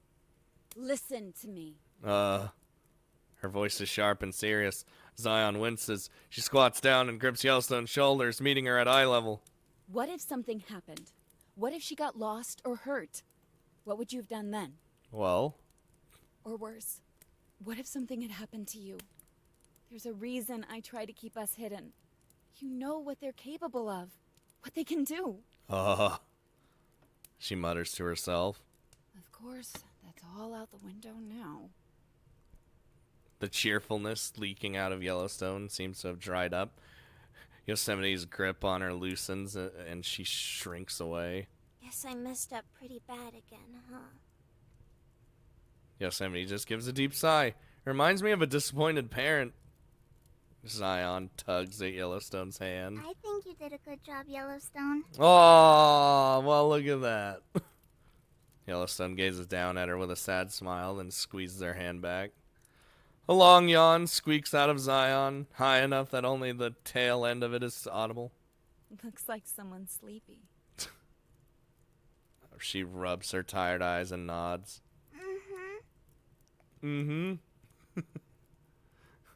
Yosemite combs her fingers through Zion's fairy tale hair. Get her ready for bed while the human and I negotiate. Human. I mean, I'm pretty fucked up now. Okie dokie. That's the saddest okie dokie I've ever heard. I'll be right there to tuck you in. Might even tell you that story about the swallow you like so much. Oh, sweet. Swallow story? I don't remember that one. For a moment, Yosemite freezes. Then she shakes out a chuckle. No, of course. Why would you? Leading her by the hand, Yellowstone pulls Zion along to the bathroom. Pup trots along behind them. What does that mean? When the door shuts, Yosemite turns back to me. Her posture stiffens, perfectly straight and all business as she walks over to me. You alive? She towers over me like a giant sequoia. I feel her footsteps vibrate beneath me as she gets closer. Just leave me alone! Damn. I crawl to the nearest corner and hunker down, using one of Zion's fallen branches as a shield. Relax. I'm not actually going to eat you, or whatever you think I planned on doing. I hurl the branch at her. It skims past her shoulder. I don't care. Just go! Jesus. A lump catches in my throat. I look around at the mess that's been made. The streaks of water on the floor, the tossed away gun, the open cabinets. I take a look at the whole cabin, small and homey. But I still know what it's really for. It's a purgatory. a sanitarium to clean me of any lingering pride. This is my punishment, and if that's the case, then maybe it's not actually a purgatory. Maybe it's actually hell. I bring my head to my knees and keep it there. Hey, are you okay? I'm sorry about that stunt she pulled. Yellowstone always gets too excited for her own good. That's traumatizing. Her voice softens, sounding more like she's talking to Zion than a foolish mortal. Lorislaus, you need to calm down. Just leave. Please. I swallow back the emotion, but my voice still I cracks. just want today to end. I'm tired. She swoops down in front of me. Well, you're in luck, because I have a truce to propose. I like truces. I look up from my knees and sniff. Yosemite is inches away from my face. She gives me a gentle grin. I'm listening. To get right down to it, we're exhausted too. It's been a long day for us. So how about we let you sleep here for the night, and then, in the morning, you can call your supervisor and send us on our way. Alright. You think I'm dumb enough to fall for that? You'll murder me in my sleep. I don't know. Nagamiki-chan, she's boring. Whoa! Wow, Nagamiki-chan. In the time it would take to strangle you, I could read half of an entire book. Why waste my time with it? Besides, wouldn't you rather not have 3 trespassers wandering the park at night? She's right. She's not wrong. I have the campground to think about too. If they started causing trouble with campers, then this could spiral even more out of control. Look, just take the olive branch. I'm trying to play nice. I think about it for a moment. How I might wake up being smothered by a pillow. How I might not even wake up at all. Or if I do, how they might not even be here at all. But it's dark and late and my brain is slush and fog. So I humor her. I'm not going to get a bullet to the face while sleeping, am I? That'd be pretty fucked up, though. I think if they were going to kill her, they would have. They could have probably done it already. I need to stretch. Oh,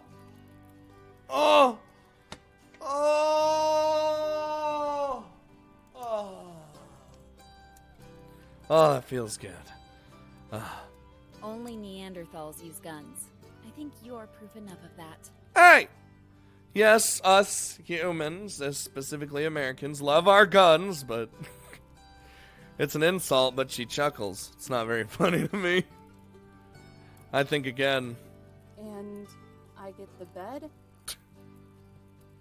Her joking smile is stripped away. She sighs. I guess there are sleeping bags around here we can use. And her body would be found in an entirely different park. So what do you say? Do we have a deal? Or is this night going to get even longer? She extends her hand, and for the first time I notice her ears poking out from under her hair. Just? Both are slender and pointed with tips as sharp as daggers. See, we of the Animu community instantly notice shit like that. We instantly look at a character, and we're like, holy shit, they got pointy ears. That's usually what happens. I don't know who these people are, or even what they are, but I do know that I need some damn sleep, so. I grab her warm hand and she hoists me up to my feet. You've got yourself a deal, but you're out of here first thing in the morning.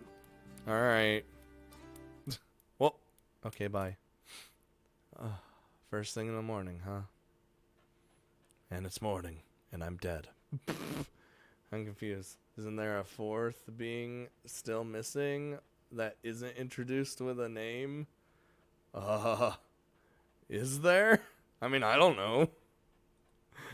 Maybe in other episodes, because we're only on episode 1. A warm wetness slops against my cheek. What? A humid breath sticks to my face. My eyes crust open and drift to the edge of my bed. Oh, okay. With his front paws perched on the comforter, Pup continues breathing in my face. His wild tongue dangles below his jaw. It can't seriously be morning yet. That's how all of us feel when we wake up.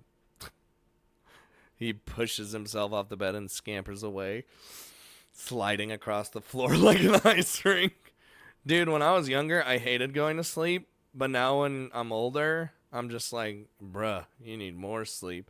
Not like Ray amounts of sleep, that's a little too ridiculous. That's like 24 hours a day. But, but you know. Childish giggles fill the room, and the now familiar sound of wings flapping like an overworked engine follows.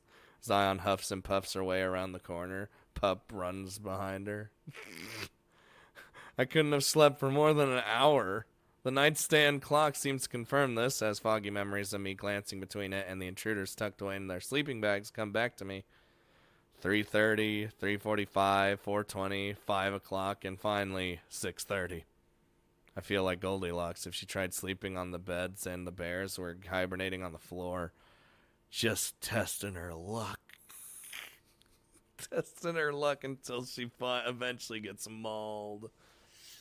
Oh, I didn't even notice. I pull myself out of the bed and draw shut the curtain that divides the room. When I'm done changing into my uniform, I slip back out and catch a whiff of something delicious. Good morning, Miss Eve. And what happens after people like us see cat ears, horns, and other things on a person? Any hesitant attitude would become pure curiosity. No, most people are like, can I fuck it? And it's just like, what about snuggles? What about, I bet some of you fucking crazy people saw Zion, you're like, can I fuck it? Fucking goddamn dirty perverts and your goddamn existence. Zion stops playing with Pup and gives a courteous bow. Through the open window, a blue bird flutters in and rests on her shoulder. I already wish I was back in bed. Rise and shine, Eve who works here. Catch all your Z's. This goddamn... Yellowstone peeks out from the kitchen, whisking a bowl in steady circles. Once again, a kettle rests on her head. They must have slipped through my fingers. Can I draw beautiful lewd art? I mean, you can. You can draw whatever you want. Nakamaki-chan. Nakamaki-chan! Or out of your mouth. When you aren't shifting around, you sound like a broken trombone. I glare over at the table. Yosemite is chin deep in a book, sifting through the pages. Papers litter the table, some sprawled out like a shuffled deck of cards, others stacked into leaning towers. The cardboard box sits right in front of them in the middle, acting as an eye to the storm. Well, that you went there says more about you than me. How does it say more about me? That's how people in this community think. Because they're fucked up. And then there's a lot of people that go to visual novel forums and be like, does it have 8H patch? No. Oh, it's garbage then. It's shit. Don't like it. Not buying it. Stupid people. Anyway. Without taking her eyes off the book, she raises a coffee mug into the air. Yellowstone. Tea. Huh! Just a jiff. I like Chiff. Yellowstone power walks over, balancing the bowl in her arm. She tips her head and pours the water from the kettle to the cup. The process is delicate, like a ballerina bending into the shape of a swan. Nonetheless, through the teetering and tottering, the kettle stays balanced on top of her cone head. How is this possible? Who knows? Want me to replace the bag? It's pretty much water now. Oh. Don't be wasteful. There's still some flavor left. Fine. Fuck communities. That's literally how... That's literally every single goddamn Steam forum for a visual novel. And I fucking hate it. Like, especially even a game that, like, clearly is not meant for H scenes or anything. People like, just have 18 plus patch. Does it? I need it. That's the only way I can enjoy my games. Fucking... We gotta consider, Scooter, the people like that aren't getting laid. So they gotta get sex from somewhere. Got him! Got him, Lil Drag. Anime physics. I don't know. It triggers me. Because I'd say like 90% of these games are definitely about story and interesting topics and such. But all of them think that's only about sex.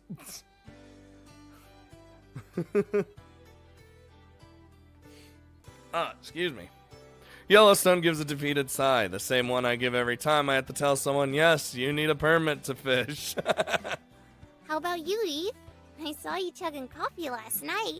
Bet you take a black, huh? You seem like the type of cat who takes a black. God, she's calling me a cat. Yeah, I'm a cool cat around these parts. What's the name of this game? Yeah, National Park Girls! I should, yeah. There's a pause as I try to get the handle on this stitched together combination of English and slang. A Frankenstein of language. With a little sugar, actually. Now hold on there. Dang, thought I had it. She snaps her fingers as she returns to the kitchen. Oh well. Hop a squat. I'll get you a cup. I'm ready. You could buy a doll for that, little drag. I mean, you could buy dolls for that. Eve drinks her tea with sugar. Eve is a good person. What if you can't have sugar? What if you have the diabetes? Well, I mean, too much sugar. You could still have sugar, but... My poor grandma. She has the diabetes.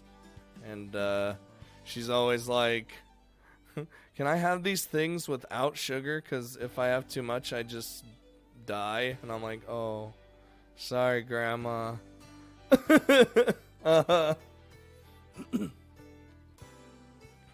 I use stevia. Ew.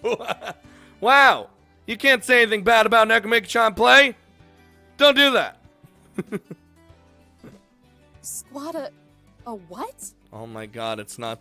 Eve, have you never been around the world? Ever? That's just normal slang. Papa squat, you know? Come on. Come on now. She means sit down. No can do. I have my job to take care of. Patrolling, permits, calls. Well, I guess you'll just make Nekomake-chan sad then. What do you think about that, Play? Huh? Play's like, I don't care anymore. Tattling on us. No. Her eyebrows bounce up as she takes a sip of her tea. Priority number 1, I assure you. I give her a phony smile that lapses into an eye roll. I hope she sees it. She's right, though. It completely slipped my mind. I guess when it became clear that they probably weren't going to kill me, my mind started drifting to more abstract questions. You can do all that later. Just breathe in that fresh morning air for now. I'm making flapjacks. Yay. Except her quiet cheer doesn't match her solemn face. Don't worry, cutie. I'm making you a veggie omelet. Zion's downtrodden face lights up, hopeful but cautious. Will you use the mushrooms I picked the other day? I can if you go get them for me. Go on, get! With an excited nod, Zion shuffles off to the closet. And where Zion goes, Pup follows. The bird does too. Remember to wash them! No! Yosemite calls out, but neither answer. Zion digs around to the closet. Yeah, in the closet. Yellowstone hums to herself, out of tune and off key. Fine. Don't cry to me when your stomach starts growing fungus. Ah! One of my friends used to put stevia in his milk. Only way he could drink it. Dude, I wish I could drink milk normally. I mean, I can. My body just dies every time. Damn you, Dad, for giving me lactose intolerantisms! They're drug mushrooms. I love mushroom omelets. Yummers. I don't like mushrooms. Dude, I don't understand Ray and Chris where they're like, you got those big mushrooms and you just take the tops and you use them as buns on a hamburger? Oh, it's so good. I'm like, oh, I don't know about that. When you aren't getting laid today. Shit, I got Maya. That's an everyday occurrence. Ah! Got him! No, alright. I love that sizzling. I love that sizzling. The frying pan sizzled in the background as everyone goes about their morning, swept up in their routines, while I'm swept to the side. With not a whole lot else to do except fear for my life, and let's be honest, there's not a whole lot left to fear for anyway, I grab my notebook and sit at the table. Since it's round, I have no choice but to face Yosemite. If it bothers her as much as it bothers me, then she doesn't show it. She grabs a blank paper from a wobbling stack and starts scribbling on it, constantly referring back to her book. Sharing a meal with a person or thing that tried to run me out of my post doesn't exactly thrill me. Having to stare at them in the entire time, even less so. Wait, what happened? Why sad? Because I don't like drug mushrooms. Still, I make an attempt to clear my mind and start jotting down the events from last night, but my uniform is tight and restrictive and squeezes around my joints like a python. My writing is similarly uncomfortable and stiff, reading more like a report to Jesse than a deep emotional expression to Teddy. Not that there's much of that left in me anyway. The assailant exited the closet. The perpetrator wrestled the gun from me. There are just a few examples. It's accurate, coherent enough to get the information across, definitely, but just dry enough to be vague and frustrating. I experienced it, and even I hardly even know what happened. Hell, I hardly know what they are. They aren't even ghosts. And I'm an idiot for buying that, even for as briefly as I did. But they aren't quite human either, although after their ears and wings and volcano heads, they may as well be people. Some sugar or sugar. Oh, God. Yellowstone sets down a cup of coffee in front of me, the trail of grainy sugar still swirling around in it. What the fuck? There's an explosive pop from the kitchen. Smoke plumes above the frying pan. No! My flapjacks! Oh, she fucked it. My flapjacks. Why do I feel like I've heard that before? She rushes over like an overworked waitress at a diner and lowers the heat. And me? I feel like a traveler exploring the cosmos. I found an alien society and everything they do is fascinating and how mundane it is. It's not polite to stare. If we freak you out that much, you can turn around.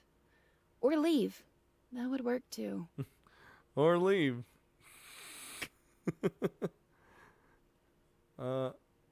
Sound effects are pretty good. Look at Neko Make-chan. She's grown to love. You'd like that, huh? For me to leave you alone so you can just keep mooching off this place. Are you expecting a no? All the other goons always ran off to the outpost down the road as soon as they caught wind of us. Only ever came back if they had to get something. And never alone. I mean, well, you guys weren't writing dye on the walls and blood, so It'd be fine to come back. Any of that sympathy from last night has evaporated with the steam from her tea. All that's left is her condescending smirk. It drives me nuts. Well, I'm not like the others. Thank God. It doesn't take much to scare the apathy into them. Apathy is death! But not you, huh? I'm open to suggestions. I throw back the coffee like it's the nastiest double shot this side of happy hour. The scalding liquid funnels down my throat, then I surrender to my journal. Ow. You literally just knocked back a fucking coffee that's still boiling hot? Yosemite watches me with a focused squint. What's that? Official report to the head goon. Head goon. The lead the lead at the tip of my pencil snaps under the force, leaving a skid mark streaking across the page. Journal. Sorry to disappoint. Her ears twitch at the mention of journal. What kind of journal? For documenting information? Studies? Oh my god. Just a journal. I use it to wring out the last few drips of dams I give. Keeps me anchored to reality. I love that line. I look up at her, tracing my way from her black roots to her blue hair, down to the frosted white tips. Her hair looks like a waterfall pouring out over a cliff. And boy, oh boy, do I need that.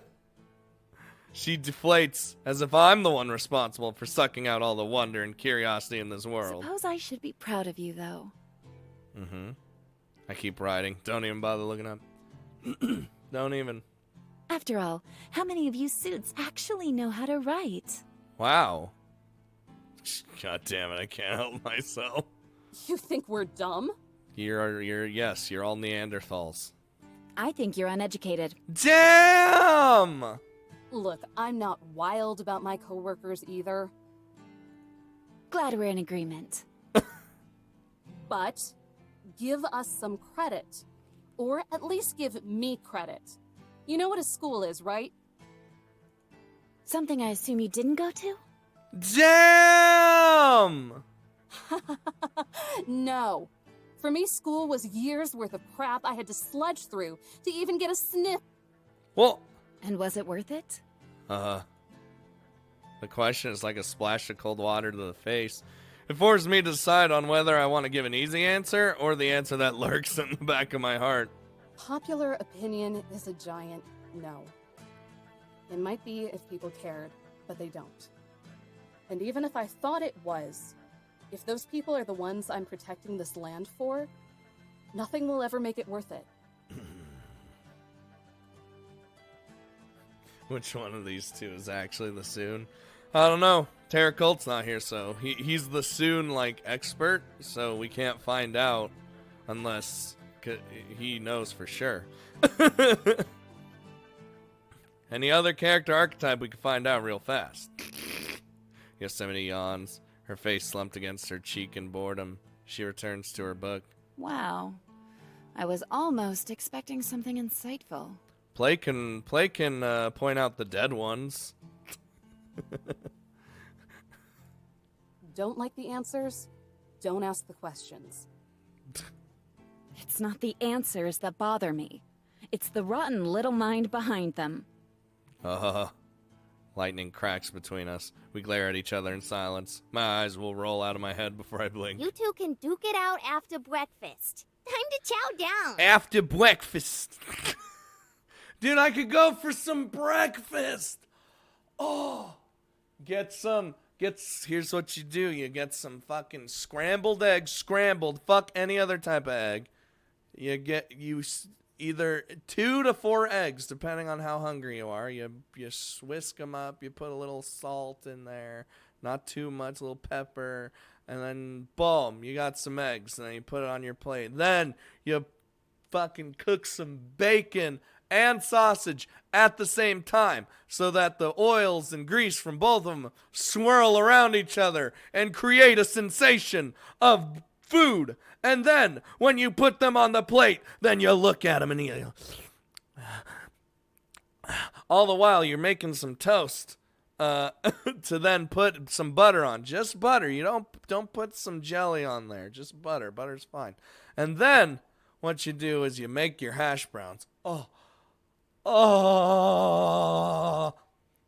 Then you put hash browns on them. Boom. Put those hash browns. Look. What? Tara Colt's there. Oh my God. He heard his name be called to determine a character who's a soon, and now he's here. I'm eating bread with sliced meatballs on it. No, Max, we're talking about breakfast. And then the hash browns. You make your hash browns. You gotta get them all cooked on top, right? You gotta make sure that they have that layer of like friedness on top. You put it on. And then what you do after that is you pour ketchup all over the hash browns. Not a lot, but like make sure you get it on top. Same with the eggs. You put ketchup on your scrambled eggs. And then that's when you can eat. That's when you can eat. Oh, so hungry. All right. And get milk or orange juice. Yellowstone swoops in with 2 platters of fluffy stacked pancakes. Oh, I thought they would have been burnt. Do not push up. What do you mean don't put ketchup on them? Have you had ketchup? Well, Lil Drag, you hate everything. So that, you know what? You're probably like, I don't like ketchup anyway. So there you go.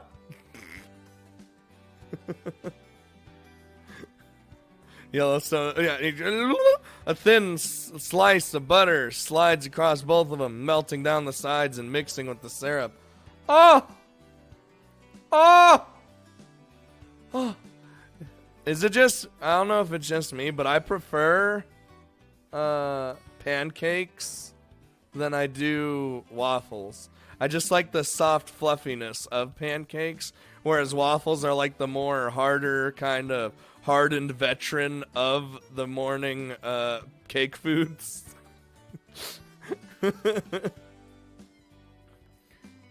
It does go on eggs and hash browns. It tastes good. Don't put ketchup on pancakes though. I just woke up still feeling extremely tired. What the hell did you do, Terricle? Yeah.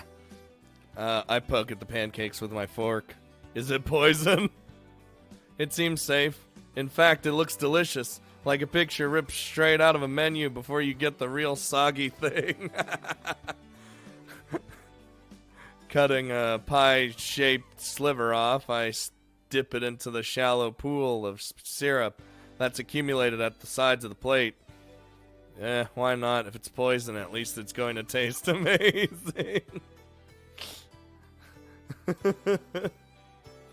Put eggs on toast and put ketchup on the top. Now hold on, play. Well, you're getting a little frisky there. That's some frisky time. The girl on the right reminds me of the Wendy's girl. Whoa! Oh, that's the menu thing? Okay, that's pretty cool. I take the plunge. Warm sugar drizzles down my tongue. The rich butter oozes out of the pancakes as I chew. There's a hint of crispiness from the slightly charred rings above the sides of the pancake, bouncing out the taste of the sugar. It practically dissolves in my mouth. Okay, so... fucking... Is it me? Well, speaking of the Wendy's girl and food companies having a anime mascot or like a cute little mascot or whatever, am I triggered that people got salty at Arby's for making a mascot like that? Considering the fact that they've memed with anime for years. Saying, oh, you're just following trends. What are you talking about? They were the one memeing it. They were the one doing it. Like, come on. What the fuck? Let them have their mascot. I swallow. Holy crap. A moan slips out of me. Almost a gasp. It would be embarrassing if this weren't so shocking. Oh, or delicious. Oh my god. Chocolate elf and a girl with either a hat. That's a volcano on her head. Because it's Yellowstone. They just want to pander to the young audience. Yeah, that's how advertising works. It is, but at the same time, we all knew that was going to happen anyway because, like, I feel like at least some people at Arby's are anime fans. At the higher-ups. At least it feels like it. Yellowstone giggles. Like it? You're damn right. Unable to resist, I dive in for the next piece. I nod as I talk through the food. Yeah, it's sort of amazing. How did you even... I'm basically the chef around here. I could tell. Is it because you can cook things with your head? That'd be amazing. She beams with a proud smile. And the maid, and the dishwasher, and the laundry. What? Why do you do everything? You could say that I'm a jack of all trades. Master of them, too. I wish I was like that in MOBAs. I'll say. What did you even put in this? Trade secret. Yosemite flips to the next page. It's brown butter. No fear! Wow. Get annihilated. A dark cloud of steam trails out from the opening in her head. I think I smell sulfur. Well? Well, whatever it is, it's delicious. I wash down the shock with coffee. Thanks. Yellowstone's eyes grow to be as large as the platters the pancakes are on. You really mean that? Thanks? Have you never been told thanks before? Would she prefer I tell her to piss off? Yeah. I was just planning on living off canned sausages while I was here. Hey, canned sausages are pretty good. Oh my god. Tears creep to the corners of her eyes.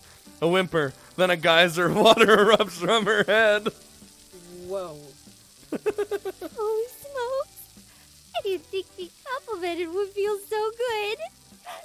You're a good gal, huh? Speaking of mascots, do you have, do you have 3U gender bent?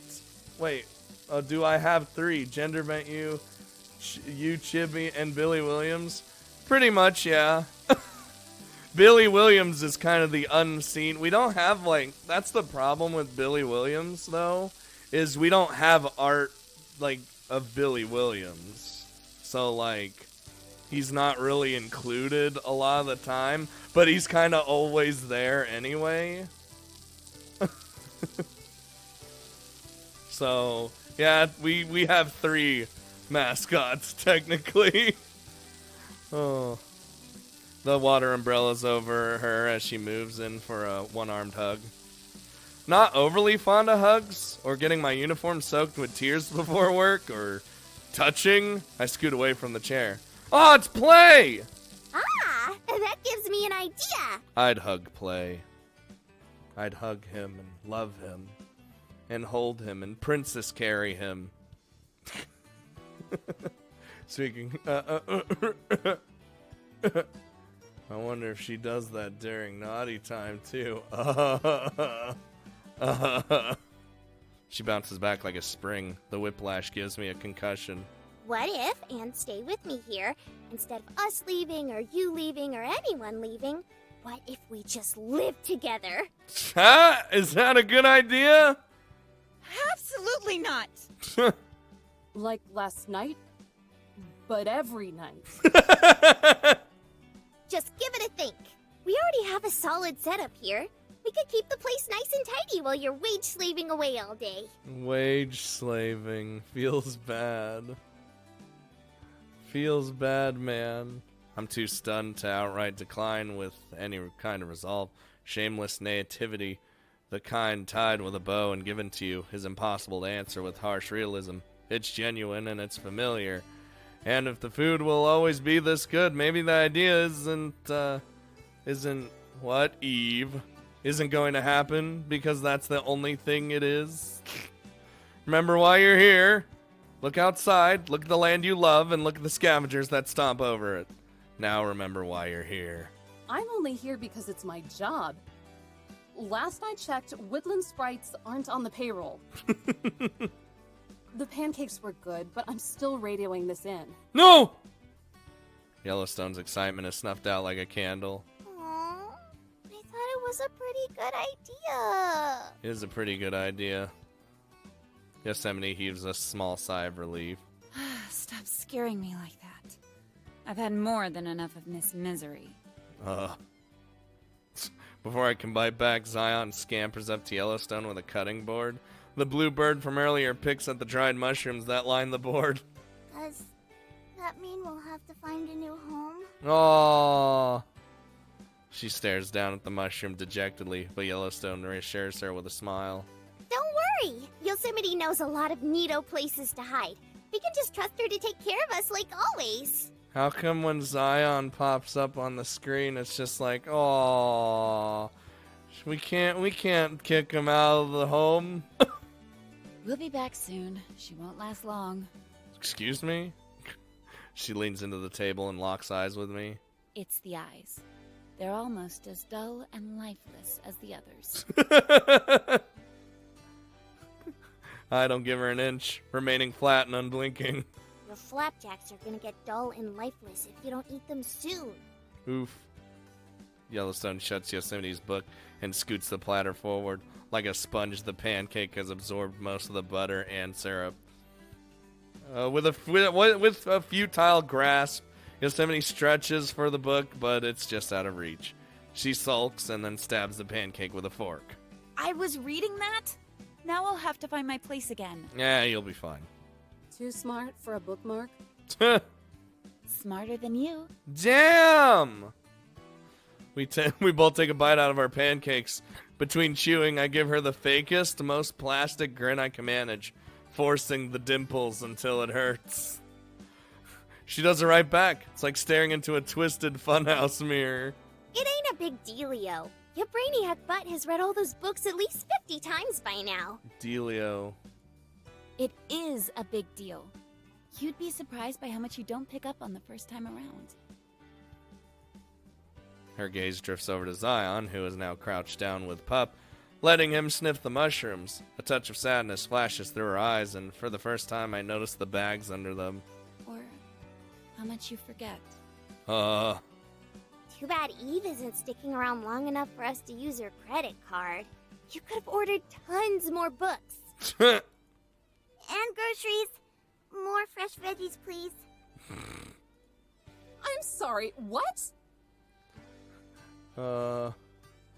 Wait, what happened? Is it Philo 2.0? What the hell's that? He hasn't watched that anime. Wait, what anime are we talking about? Yosemite sips at her tea and shrugs. Just be happy you goons are useful for something. They usually cancel the card after the first couple charges. I try to choke back a chuckle, but it comes out as a snort. This probably isn't the kind of stuff I should condone, but the image of someone like Ernie opening their monthly statement to see an unexpected charge of $600 brings me more joy than I probably should. Dude, I remember when I got my card stolen and someone took all the money out of it. That was terrible. Considering that the person that stole my money was my ex-girlfriend. And it was not a good time for that to happen, because it was like almost rent day, and I was like, oh my god, I have nothing. Oh, excuse me.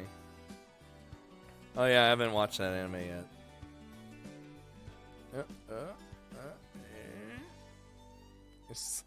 I need some water.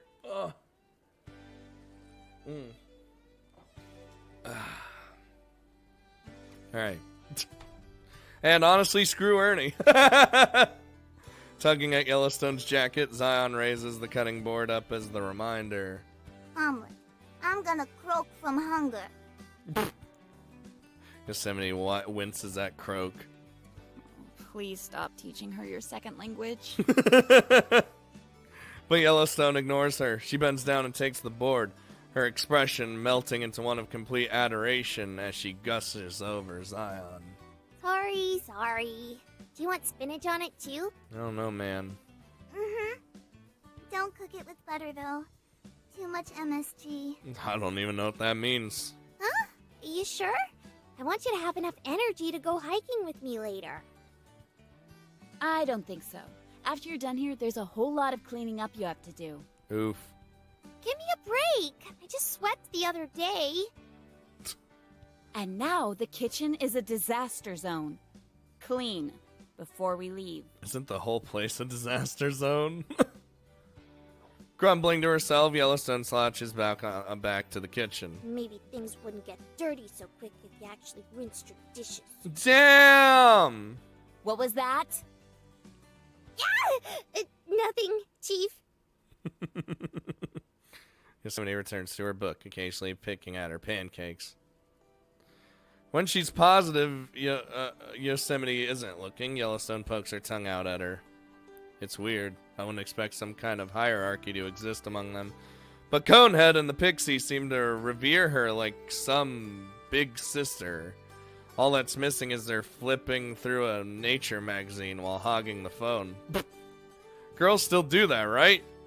Girls? Ladies? Must be pretty gripping if you can't tear yourself away from it for more than 5 seconds. It's not. Just some accounts from a miner that passed through these parts a long time ago. But it helps. Mm-hmm. Helps what? With your research? Her brow furrows, and she gives me a side-eyed glance. Want to tell me how you know that? You have a folder that literally has research written on it. Wasn't hard to put 2 and 2 together. Look, it does math. She makes me feel dumb. Little Drag, you're always zoned out. Why do I imagine you sitting at your desk most of the time?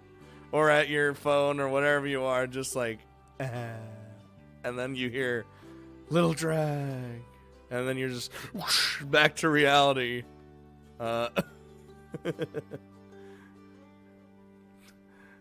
She makes me feel as if she's actually dumb. Play is getting salty. It's fine though. Does facial reconstruction too. That's a good comeback. She pinches her eyes shut with a groan. I knew your snooping would be an issue. Don't get your yoga pants in a bunch. I didn't actually see anything. Welcome back, Josie. Stuffed from the pancakes, I lean back in my chair and melt. I don't know how much butter and sugar she put into those things, but my uniform feels like the button might pop off. Gotta say, though, I'm curious what someone like you could be researching. Humans. Yosemite pushes up against the table. A gleam of excitement colors her face. You're curious? Oh. Excitement clouds into suspicion. Why? Like the feeling that those parks are bad at retaining knowledge. Just Stam? Being so close, I got a good look at her defined, pointed face. No loose skin, no flab, not even puffy baby fat around her cheeks. Can I get some personal space here? I don't want to catch your personality. Damn it, if I squint hard enough, she's actually kind of cute. Don't say that. She pulls herself away and then goes silent. My curiosity is waning. Shut up. I don't know why I like it when these two talk to each other. Let's get the feeling that those sparks have no idea what humans actually are. We barely even know what humans are. Let's be honest here. All we know is we like killing. That's it. Biting the bottom of her lip, she glances back and forth. She sighs, then closes her book. You see Yellowstone's head? Mm-hmm. Her voice droops to a hoarse whisper as she leans in. I do the same. How could I not? What does it look like to you? What does this have to do with any... Just tell me what it looks like. Okay. A volcano? It looks like a volcano. And can you guess what has a volcano? Yellowstone National Park, obviously. But volcanoes don't actually look like that. You're not going to get anywhere with that kind of linear thinking. She moves on. And look at Zion. Mm-hmm. I do. She hovers in the air, keeping the omelet out of Pup's reach. Leaves floating off her like autumn. No, this isn't coyote food. It's not good for you. See those leaves and branches? Pretty lush, right? Mm-hmm. Sure. Remind you of any particular painting? Mm-hmm. She points her thumb at the wall. I glance back and admire the painting of Zion National Park, with its deep greens and mix of fiery reds and beiges. Wait, are you saying... Starting to get it?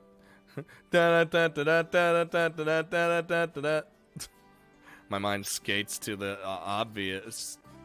Yeah, the three of you like playing dress-up. Real cute. Uh-huh. It's amazing how you keep finding new ways to disappoint me. Let's try this again. We're all evil, hairless monkeys, plain and simple. It's true. I ignore the snark dribbling out of her mouth. After all, disappointing people is second nature at this point. Myself particularly. This is literally Play when he thinks about himself. Play, stop being negative. Stop being negative and love me! Thanks for following. Yosemite scoots against the table. She points at her face, specifically the freckles dotted across it. Are you giving me permission to slap you? I'm giving you permission to learn. Now touch it. Closing her eyes, sure, she sticks her chin out and waits. Like someone expecting a kiss. I start to reach out my hand, but an overabundance of caution keeps me from going any further. What if this is some kind of trick? She tried to scare me away, didn't she? What's stopping her from biting off my finger? Wouldn't be the first time someone has tried that while I was on the clock. I shudder as I remember that man's blistering bloodshot eyes. He's had been delirious, caked in pine needles and mud, with tattered clothes. No telling what he was hyped up on. After Jessie made sure it was okay, I shrugged. It takes all kinds, she said. Yosemite's nose wiggles impatiently. I decide she's probably harmless, and waking up alive is good evidence for that. Even if we've only tossed verbal punches at each other, she was the one that offered the truce. That has to mean something. I can't shake the suspicion completely, but I do reach out and brush my hand over her cheek. A gravelly and rugged texture scratches my fingertips where her freckles should be. It finally clicks with me. These aren't freckles at all. They're more like scales or pebbles glued to her. Ah, okay. Just to make sure, I sweep my hand up and down her face between the patches of pebbles. Her soft skin glows a flushed pink. I said to touch it, not to caress it. Jeez. You liked it, stop. I grip one of the pebbles between my fingers and tug on it. Instead of ripping it off, Yosemite's skin is stretched right behind it. She pulls away, hints of tears glisten at the corners of her eyes. You didn't have to be so rough. Whoa. My mouth hangs open as the confusion bounces around like a tumbleweed in my head. Is that rock? Well, it sure isn't costume jewelry. Whining, she soothes her pulsing cheek. So, damn, I must have pulled on it real hard. I twist around and look at the top of the painting in the top painting in the pyramid. Lambert Dome. I saw glimpses of it on the drive here. If I stepped outside, I could see it now. And every time I've ever climbed up there, it's been gravelly and it's been rugged. Most mountains in Yosemite Valley are. I think back to Yellowstone's explanation from last night. It's ridiculous. It's absurd. It's basically fantasy. But if there's any other explanation, then I can't think of it. Your Yosemite National Park. Your What? Why did, oh. Your Yosemite National Park. Why did I accidentally hit the fucking up thing? God damn it. Dear God, did I actually say that out loud? Am I going crazy? Is that what's happening? But Yosemite gives a satisfied nod, and I'm convinced that I've taken a one-way trip on the crazy train. I'm riding this locomotive off a cliff. Emphasis on loco. Maya and Nekomik-chan's people. Now you're starting to get it. Finally. Mm-hmm. I try to choke out more words, more questions, but they dissolve into breathy stutters. Yosemite looks on with an amused smirk. Faraway laughter and chatter breaks through the confused silence. From outside, I hear the snapping and crunching of twigs and leaves. The voices get louder past the cabin, then taper off. God, I hate people. Just what are you? What are you really? We need answers. Yosemite's smirk fades into a frown. Her eyes scan the mess of books and paper and stay there. Her hand grips the table and her nails dig into the wood. Damn. You don't know? I hardly believe the genuine shock in my voice. I'm not actually buying this garbage, am I? That's the winning question, isn't it? She slinks back in her chair, breaking her razor-straight composure, or posture. Well, that too, I guess. She sighs, drawing in a deep breath, but realizing it as a quick puff. Releasing, not realizing. Brain, stop it. Her frown relaxes into a smile. It's a soft smile. It's the kind people have when they're nostalgic, or thinking about a family member that isn't around anymore. Do we not know? Or do we just not remember? Christopher! You were a destroyed man yesterday. You were so destroyed that Chicken Express died.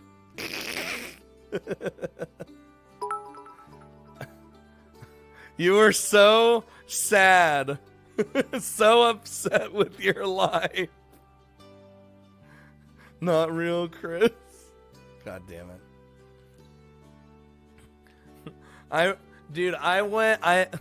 I'm just gonna say, I looked into Ray's room, or I went into Ray's room when he was waiting for the Chicken Express. He was the deadest thing I have ever seen in my eyes. His eyes were so red, and he was just like, I was like, oh my God. And then when he actually was asleep, his body looked as if someone killed him, crumbled up his body, and just threw him on the bed. I was like, oh my God. I'm back, but I can only hear you because I have internet insurance. Wait, what? Dude, Ray was dead. No, it's not another Magnus. It's Loggy. Dude. But you're never playing that game ever again, Chris. Because I was saying in chat, I was like, once we found out he had that next phase of that fight, no. I would have personally stopped playing and never went back. Guaranteed. Never would have went back. Because that is just fucking stupid. I must beat that bitch. Yeah, the game was pretty much being an asshole. I can do without the cryptic crap. So like they're like They just don't. I think I can beat him now. I will trade. It's anything but. I'm telling you what I know. And what I know is that I'm Yosemite. Just like they know how they're Zion and Yellowstone. Mm-hmm. Okay, sure. But how do you know? Probably a feeling. How do you know that your stomach rumbles when you are hungry? Yep. Did someone have to explain the concept to you? See, it's just a feeling. I'm going to refight him tomorrow. How long have you known? I don't know. For an entire existence? Have you always known? I don't know. Okay, calm down. Dude, now that we said Chicken Express, I'm hungry. Do you know anything? If I knew anything, I wouldn't be trying to figure it out. Ah. She shoots up out of her chair and glares down at me. Look! I'm just trying to understand the situation. Her voice cuts through the air like a dagger.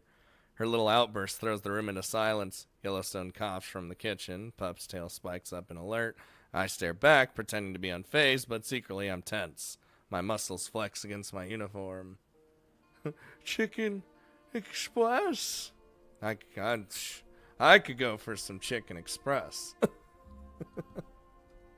Well, that's retarded analogy since that rumbling is specifically scientifically explainable.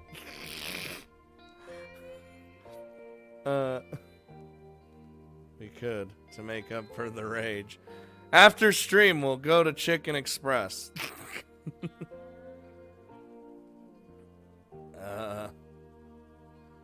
Who's the new Magnus?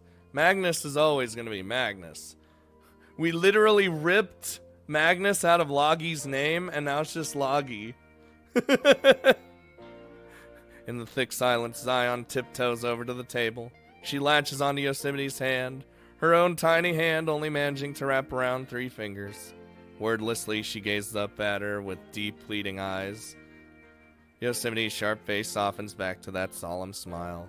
Her hand engulfs all of Zion's. She strokes her palm and fiddles with her fingers. Zion gives a ticklish giggle. I have these fragments that pop into my head.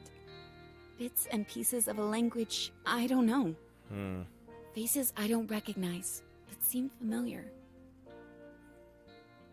I like this, I like the mystery already. Love that chicken from Popeyes. God damn it, why does everyone like Popeyes? Yeah, us white people are like, ugh. Popeyes. Her voice shakes, hovering above a whisper, breaking at the end of words. And whenever I think I figured it out, and it's on the tip of my tongue, I forget. She shuts her eyes tight as if trying to envision these things herself. Her grip around Zion's hand tightens, but Zion doesn't pull away or even wince. They're like echoes that ripple further away with each new epiphany. It just gets quieter and quieter. It's so frustrating. The words strain out of her through gritted teeth. But if I can figure out just what we are, where we came from, then maybe I can finally remember. Well, that's pretty much remembering, isn't it? She opens her eyes and they look older. It feels like she's staring right through me and gazing at the paintings hung on the wall. What's up, short crack? How you doing? We need to get you that Chicken Express. Chris, it's white people chicken. Remember? Chicken Express is apparently that white people chicken. So no one's gonna like it unless we're white people.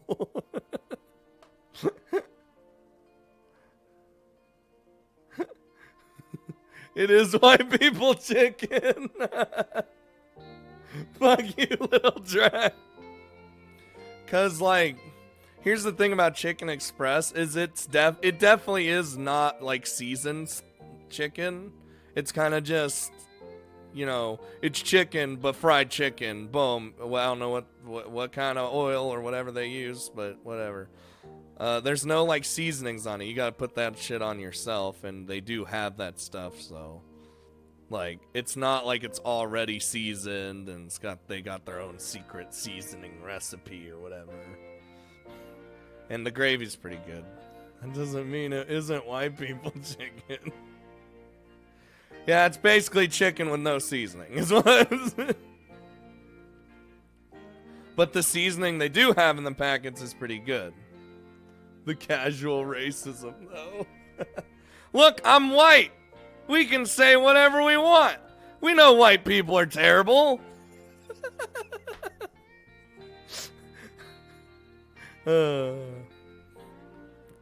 Like I'm just another obstacle getting in her way. Oh, would Maya like it? She probably would, but then she'd be like, I like Popeyes better. I already know. So yeah, I don't know anything, but I'm going to. Well, good for you.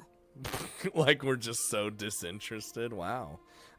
The way she's always staring at me is unsettling. Is it a shimmering anger? Reluctant curiosity?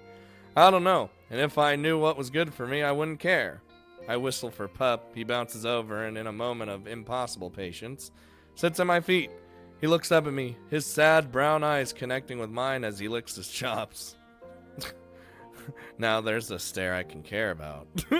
I tear off a piece of my leftover pancake and toss it at him. Don't give him pancake. Springing from his hind legs, he leaps into the air to snatch it. It bounces off his nose, and instead of any amazing acrobatic display, he twirls in circles until he finds it on the ground. God damn it. Bravo! Across the table, Zion stares, pouting. It's just a treat. It's not gonna kill him. You never know. Yeah, we got English voice acting. Eve, come on. I don't mind giving the Magnus the name, but you just have to get Scooter to pronounce it. Fuck that! It's gonna always be Magnus. Yeah, she's got freckles. You'd think she has freckles, but they're actually rocks on her face because she's Yosemite National Park physical embodiment. The group of voices from earlier echoes back from outside, rowdier and louder than before. They're a ways away, but I can still pick up on the occasional gratuitous curse and obnoxious laugh. Yeah, the music's pretty soothing. We also got Yellowstone here. She's got a volcano on her head. Drunk already, kids? Already? It's early in the morning! Of course, who am I to judge? A couple more months of this job and I'll be investing in a flask to give my morning coffee the extra kick it needs. Ranger Smith may actually end up being my life model. Praise be to Smith! Yosemite eyes the window. Friends of yours? Look at those portraits in the back. Yup. No. God, no. I scoff, but it comes off sounding more like a hiss. A day on the job where I don't have to deal with those hellspawn tracking their carbon footprint in here is a day well spent. Eve right here's the main character. A disillusioned fucking ranger or park ranger. That's what I thought. She chuckles to herself. It reminds me of how snide some of my college professors were. Their latte in their hand and their head in their ass. She swipes away a strand of sweat that drips down her cheek. And what, pray tell, did you think this time? That I was wrong about you. Whoa! I devote myself to Pup, picking off more pieces of the pancake to give to him. Whatever I can do to make it look like I'm not paying attention to her, but always making sure to keep her within the corner of my eye. Last night, I could have sworn I saw some conflict swimming around in those dead eyes of yours. That moment, you're just dead. Go Power Rangers. Is Neko in a jingle mood? Neko Miki-chan was feeling sad earlier. I hope she's feeling better. Same with Play. Play was sad. Everyone's been sad. Why is everyone sad? And why is Chris angry? Or was angry? We know why Chris was angry. God damn you, Sekiro. Fuck, I always do it, dude. Sniffling in the corner, crying about just how tired you were. I mean, I'd be tired if I had like 3 spirits, essentially, in my house. And I thought they were ghosts. And, you know...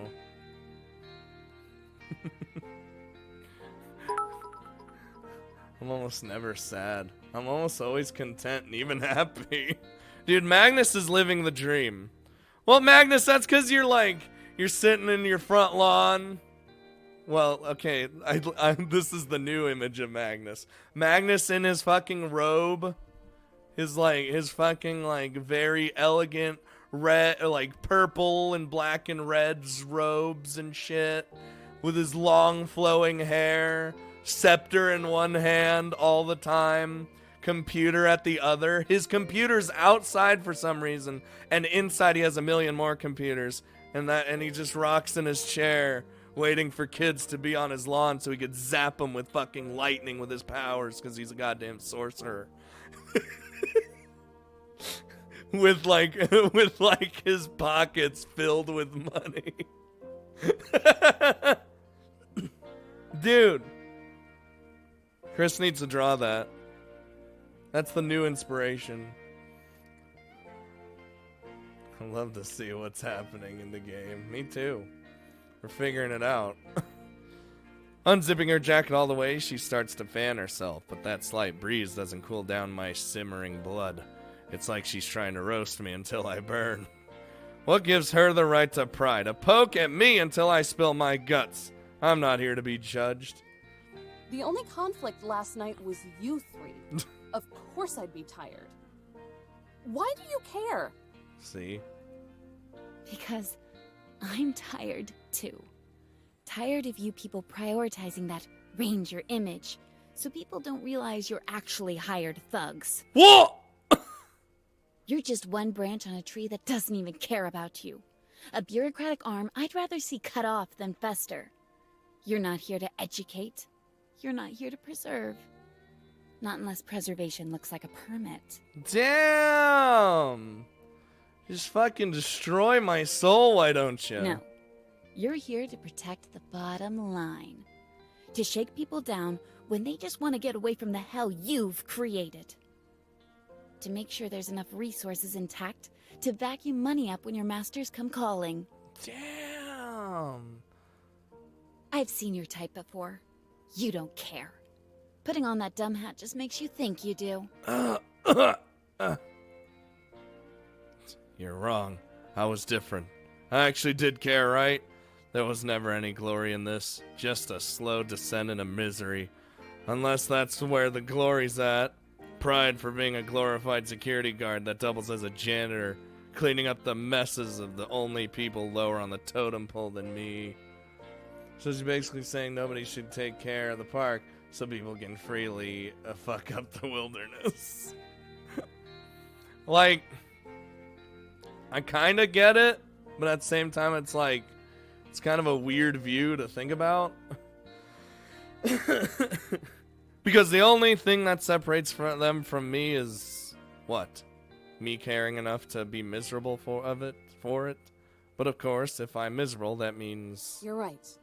Maybe I don't. I bend over and pat Pup's head. He paws on my leg for more, but I stand up. Maybe caring got too hard.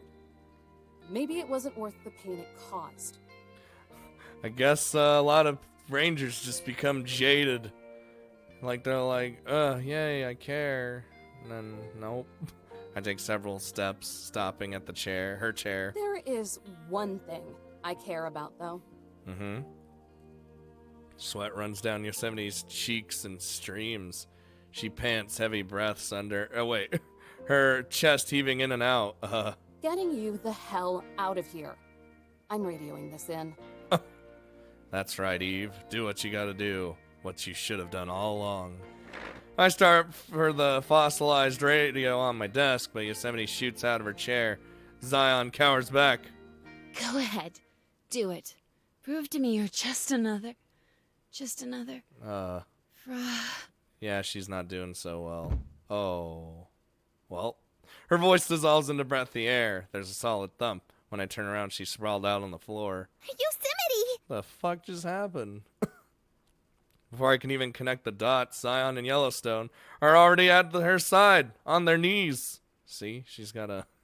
Yellowstone grabs a stack of paper from the table and fans her. Zion squeezes her hand. I was wondering why she was burning up all of a sudden. I race back over and bend a knee. Heat radiates from her like an oven. I press my hand against her forehead. As soon as I touch her skin, my hand burns and I yelp and pull away. Ow. I feel like I just touched a skillet and the burn seared through a layer of skin. Ow. A fever? Zion shakes her head. The fire. Oh. Yosemite opens her eyes, glossy and unfocused. Her breath pumps in and out as she tries to fight to get up.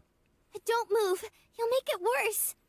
Oh. It's close. Whoa! Whoa. She lets out a pained groan. A small hole burns through her jacket sleeve. Oh. Orange embers crisping around the edges. It sizzles like a cigarette being snuffed out. Like a cigarette. Oh no. Oh, this is bad. I swing open the door as I rush onto the porch. The faint smell of smoke tickles my nose. Maybe just a campfire. Dude, they can feel everything that happens in the park. Which makes sense, because they are the park. But that's fucked up. Not good. Popping back into the cabin, I snatch my hat and pull it over my head. Yellowstone glances back and forth in compulsive panic, mumbling words of comfort to Yosemite. Zion sniffs back a few tears, then looks at me with wavering calmness. Her tiny voice cracks a little. How far is it? I don't answer. That familiar smoky smell, harsher than a chimney, drifts into the cabin. I'm not sure what's going on, and I'm not sure how they know what's going on. But after these last 12 hours, I'm not taking any risks. Get her to the couch. And whatever you do, stay here. God damn it, Play's already trying to burn her down. Jesus. But Eve, we can... Damn. I run outside, slamming the door before Yellowstone can finish. As I sprint down the path, swatting away the branches and leaves, my eyes start to burn like they've been open for far too long. But no matter how many times I blink, that poking sting doesn't go away. A crowd of voices yell up ahead, all shouting over each other and all scared. Put it out! Put it out! Fucking stupid people. I'm doing what I can. Now stay back and quit crying. Oh, these are the same fucking people, huh? What do we tell you, man? You just had to be the rugged mountain man. What'd I tell you, man? He gets it. He didn't do it on purpose. Oh my god. Dude, what the fuck am I supposed to do? I finally tear my way into a small clearing circled by trees, just big enough space for morons to cause trouble. A patch of blazing red dances on the top of a pile of twigs beneath a tree. The fire branches out on both sides like a trail of dynamite, splitting into a short V. The trunk of the tree is blackened with soot. A group of familiar campers, I only recognize them by their jackets, stomp on the knee-high flames, all their faces twisted in fear. The one I talked to last night swats his green jacket over it, like that's going to make any difference. Fire's like really well drawn. It is. Cowboy. I'm gonna get. What the hell is going on here? Dude, the fire's spread like crazy. Most of their faces go sheet white.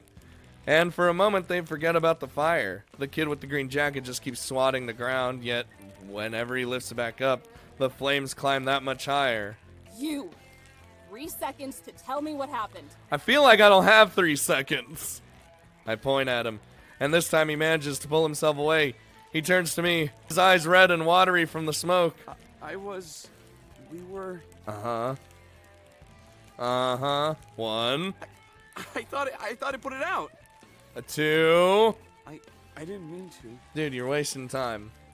3. Get out of the way before your jacket catches. I march over and shove him into his friends. He doesn't resist, stumbling into their arms like a limp scarecrow. All of you, get away from here. Back to the campground. Go on, get! They watch me with wide, vacant stares. If I were a truck driver, I'd have mowed him down by now. Move it! Damn! All except one nod and start tripping their way through the woods. The kid with the green jacket stares at the growing fire, his knees quivering. His little girlfriend glances back and cups her hands over her mouth. Come on, let her take care of it. He shakes himself out of it, then wipes his eyes as he runs off into the woods.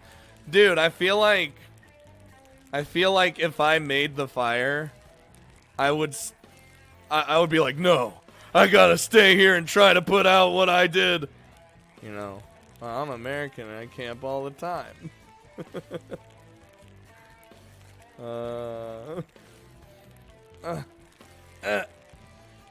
Don't worry, mechanists. We're all Americans. We're stereotyped as being dumb. So, don't let it get to you. Not that I feel like anything can actually get to Mechanist. Mechanist has seen all, heard all, been through everything. He can destroy worlds. American city folk, I can understand starting a forest fire. Yep.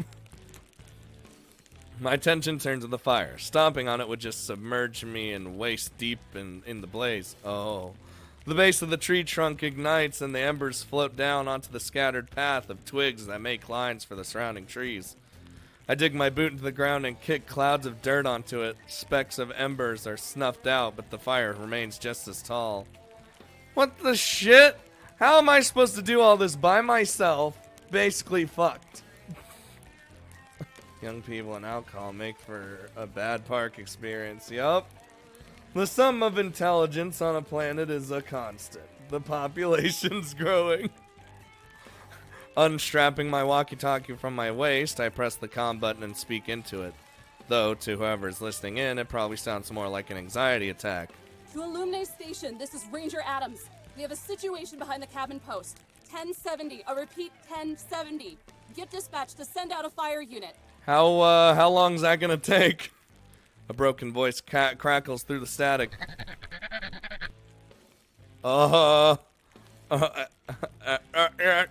That's all I heard.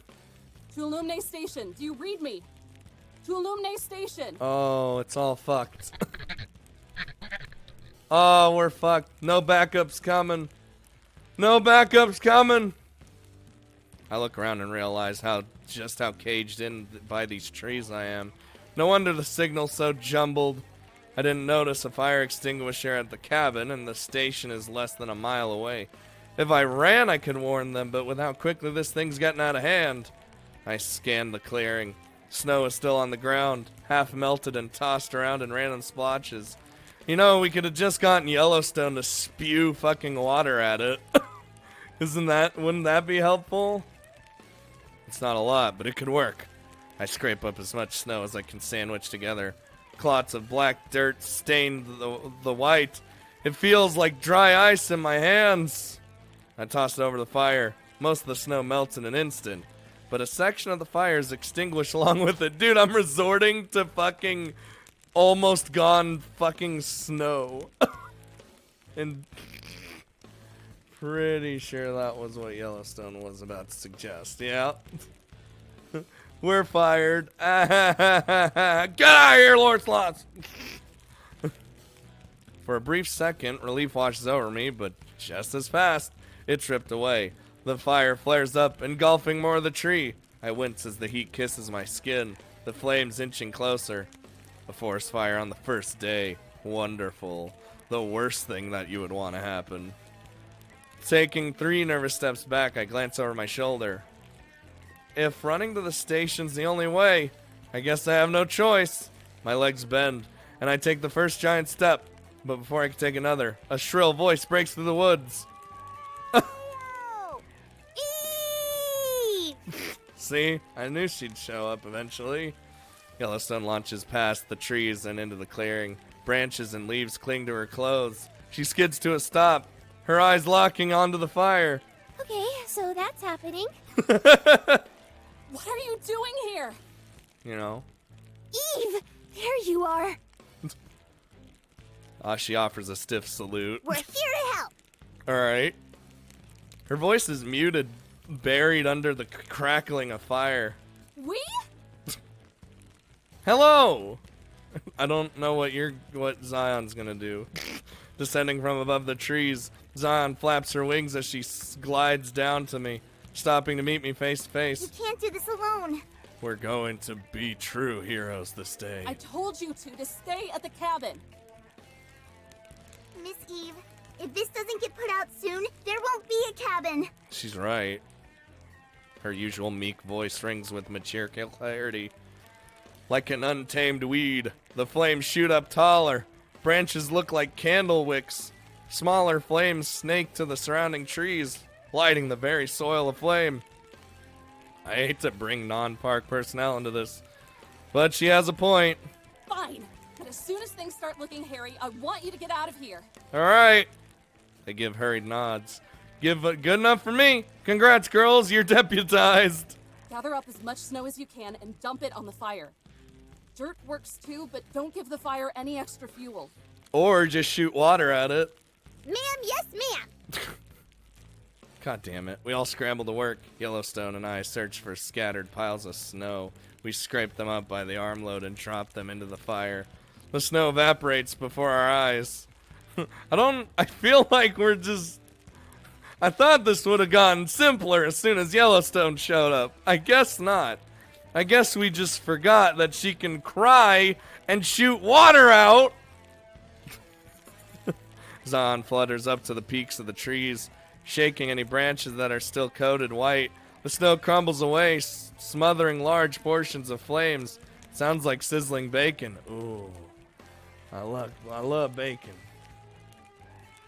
But as helpful as Zion's effort is, it only puts out the connecting trails of the fire. The second tree cracks as flames spread across the bark. Then the next tree.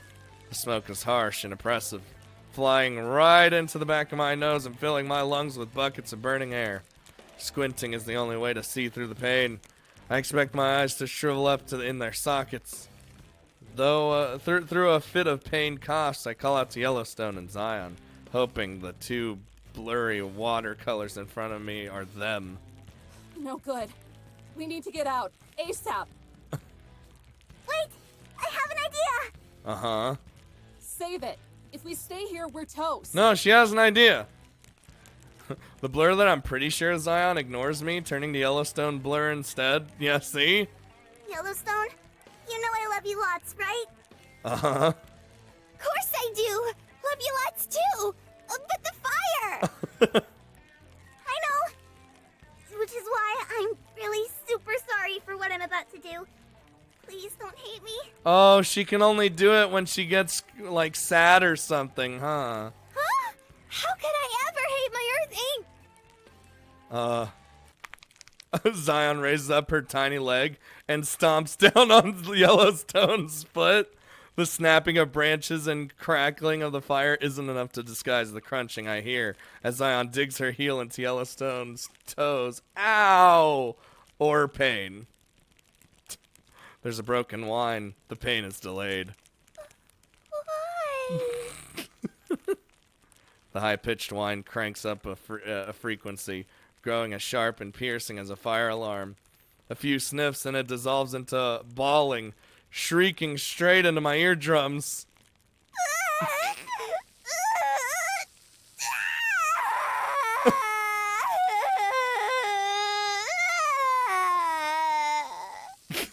There it is. We have saved the day. I go from shielding my eyes from the smoke to covering my ears to drown out the crying. The brain-rattling shriek pierces my skull. Water bubbles from the opening of Yellowstone's head, boiling like a pot on the stove. With the explosive power of a gunshot, a geyser of water shoots out from her head, spraying into the air. Whoa, whoa, whoa, whoa, what? What? You've seen this! Good. You're doing great. Just keep crying. Just keep hurting her.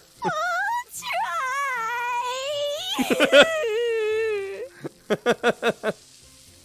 Yellowstone keeps the long-form sobbing going. The water sprinkles down me, cooling me off in the midst of this hellish heat. Wait, that's it! I hear you loud and clear, kid. I shoot Zion a thumbs up. I have to give it to her. This is a smarter plan than anything I could ever come up with. Yellowstone, aim for the fire. Okay. Okay. Sobbing like a child lost in the supermarket, Yellowstone obeys, bowing her head and blasting the geyser at the burning trees. Zion latches onto Yellowstone's waist, guiding the rush of water to the flames. It reminds me of a firefighter aiming a fire hose. The swaying red and orange shrinks as the water splashes down on it. Bit by bit, the fire goes down. Smoke lighter than the gray plumes that choked the air only seconds ago blankets the clearing with a layer of mist. It's gross as fuck, being showered by salty tears. Well, I imagine, you know, her tears are her tears, but then, like, the geyser is, you know, just water.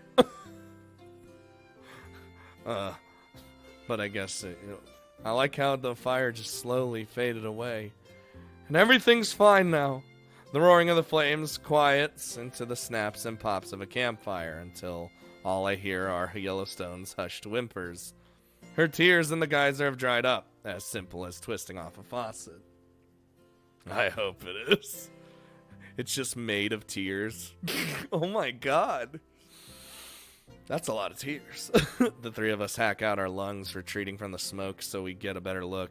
Is it out? Did we get it all? Mr. J. Yellowstone brushes away the remaining streaks of tears. Looks like it. Whew!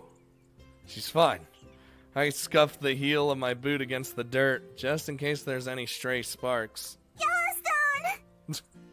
Zion tackles Yellowstone's legs, snuggling her face into her jacket. I'm so proud of you.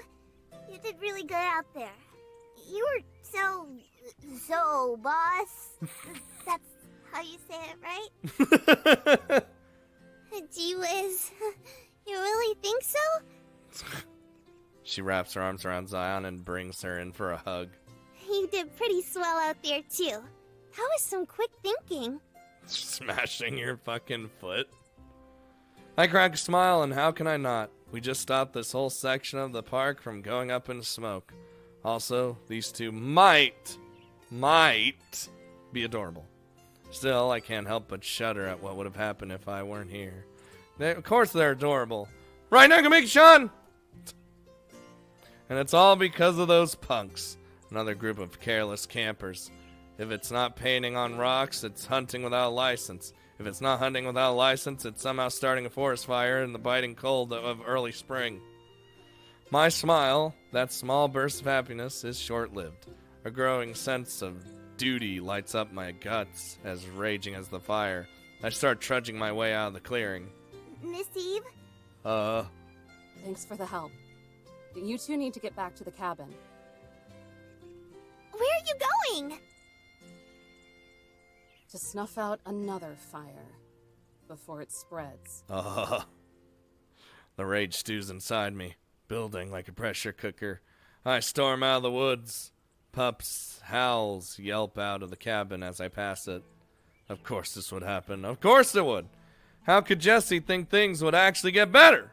Why would I even humor that optimistic junk? On top of all the projects I'm doing for you, we should come up with a logo design. I've been thinking about a few ideas before bedtime. Now make Sean! Only work on the things when you feel like it. It's fine. What are these ideas you speak of? Like a true Weebathon logo?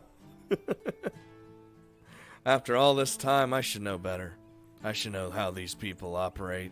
I should know every thoughtless bastard tells themselves they aren't the problem, and that one slip-up won't hurt anything. How the old men grumble about permits. and feel entitled to throw their empty cans of beer into the lake because a sliver of their 6 figures are tossed to us, like tossing leftovers to dogs. It's not enough that I'm beholden to the greed and laziness of bureaucrats and the drooling masses. The land has to be too. Its vivid lushness, air brushed with greens and yellows, and on those dewy autumn mornings, the brown and orange of harvest. The salt and pepper mountaintops, with their rushing waterfalls, from the impenetrable Rockies to the harsh beauty of the Badlands, to the sparkling shores of the Pacific and Atlantic. It's just another resource to exploit, to profit off of, to enjoy then abandon. If that's how it's gonna be, if that's the world we've built, let me be the first to try and knock it down. Damn! Whoa! When I get to the camp, the Brat Pack is huddled in front of the tent. It shakes and blows with the wind, held down only by stakes driven into the ground. I'm about to beat some ass. Yeah, a Bosskwar and the Weebathon logo. Well, if you want to like, if you have the time, you could like jot down the ideas and then show them. I'll be like, oh my god. We'll see. Only if you have time, and only if you want to. And on that day onwards, she became a Democrat. Dude, both Republicans and Democrats are silly. Well, let's not get into that. They speak in anxious whispers, unaware of my presence. The kid in the green jacket puffs away on a cigarette. He's still... Are you fucking serious? You caused this bullshit! Combing his fingers through his messy hair. His girlfriend's the first to see me charging over. She mumbles his name, but by the time he notices me, I'm already up in his dumb face. I nab him by the collar and yank him from the safety of his group. I twist his shirt so my knuckles press against his neck. I've met a lot of idiots on this job, but you must be a real protege. Time to beat some ass. Like the splitting of the Red Sea, his friends clear a path around him. Whoa, take it easy, lady. This is assault! Oh my god, do you know how unethical this is? Fuck your ethics. Yeah, almost as bad as arson. Wanna report it? That shuts her up. I'm not going to lose any sleep because I dangled my slice of authority over these idiots. Not now. What was rattling in that skull of yours, huh? You a firebug? This what gets you off? Or are you just stupid? This moron, with his ironed out, wrinkless brain, can only find it in himself to stutter. As he shakes, a pack of cigarettes bounces around in his breast pocket. That's what I thought. I tug him closer. He swallows, his Adam's apple brushing against my fist. Listen here, you little shit. Oh. He breaks out of his catatonic state and struggles to pull away. This just pisses me off more. I snatch the lit cigarette from his mouth and crumble it in my hand. I said, listen. Damn.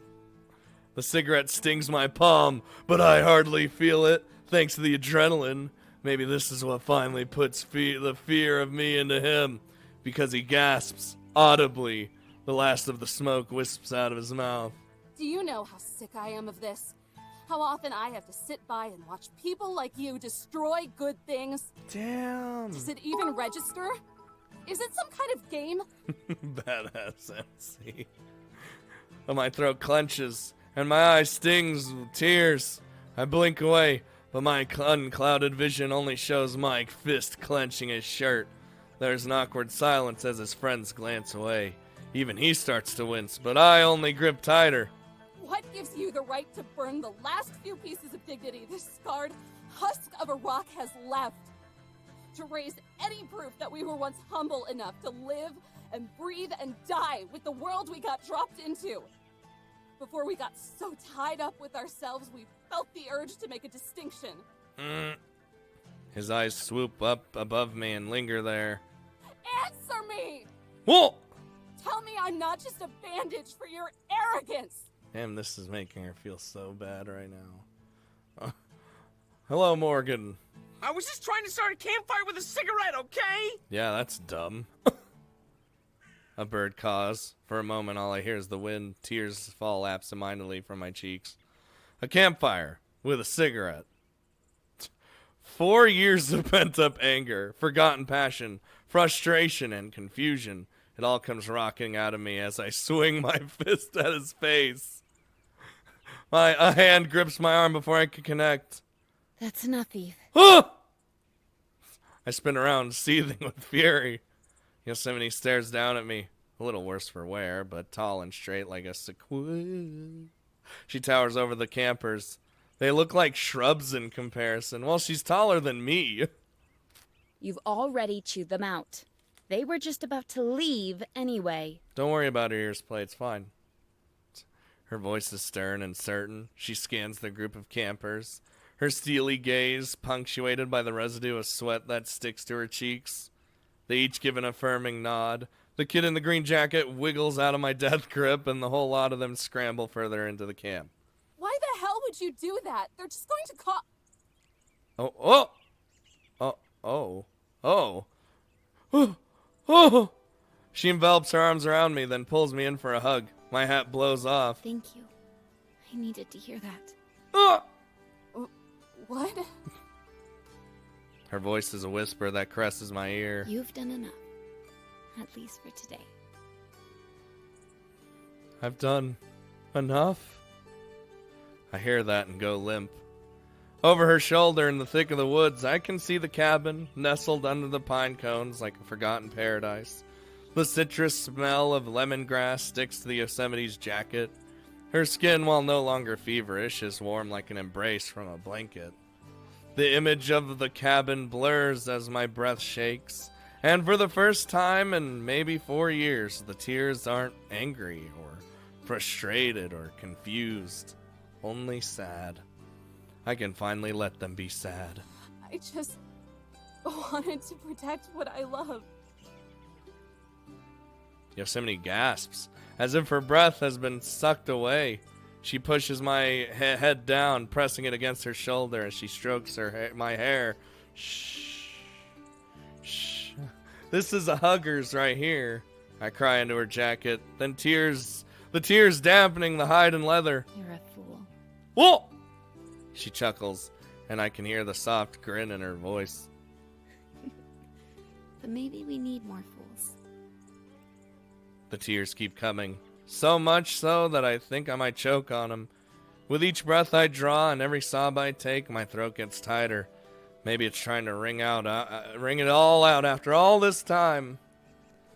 To be commended like this means more to me than approval or a pat on the back from Jesse. It's validation. It's acknowledgement that even if what I'm doing is meaningless, I've still devoted myself to it and suffered. And maybe that suffering isn't entirely worthless at all. And as Yosemite holds me, while the wind howls through the branches and the larks whistle above us, I start to think maybe it's worth it to hold on and suffer for just a bit longer.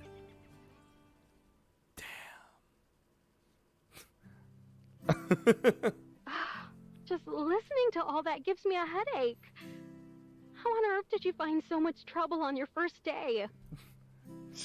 Joseph Ferry always has the cutest emotes. It's because he's like, I don't know who he's subbed to. Oh shit, you can actually like click on it now. To subbed to oatmeal. Oathmeal, not oatmeal.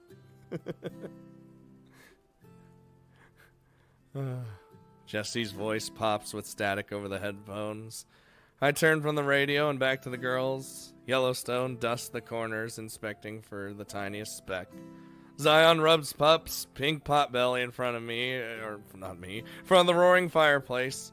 Yosemite jots down notes on whatever scrap of paper she can find on the table, littered with them. I guess I just have a penchant for it. But still, to just stumble on a fire like that. First day. She says it with a phony curiosity that seesaws with genuine concern. She suspects something, and she's trying to goad it out of me, as sly as ever, Jesse. Well, in any case, I'm just happy you're safe.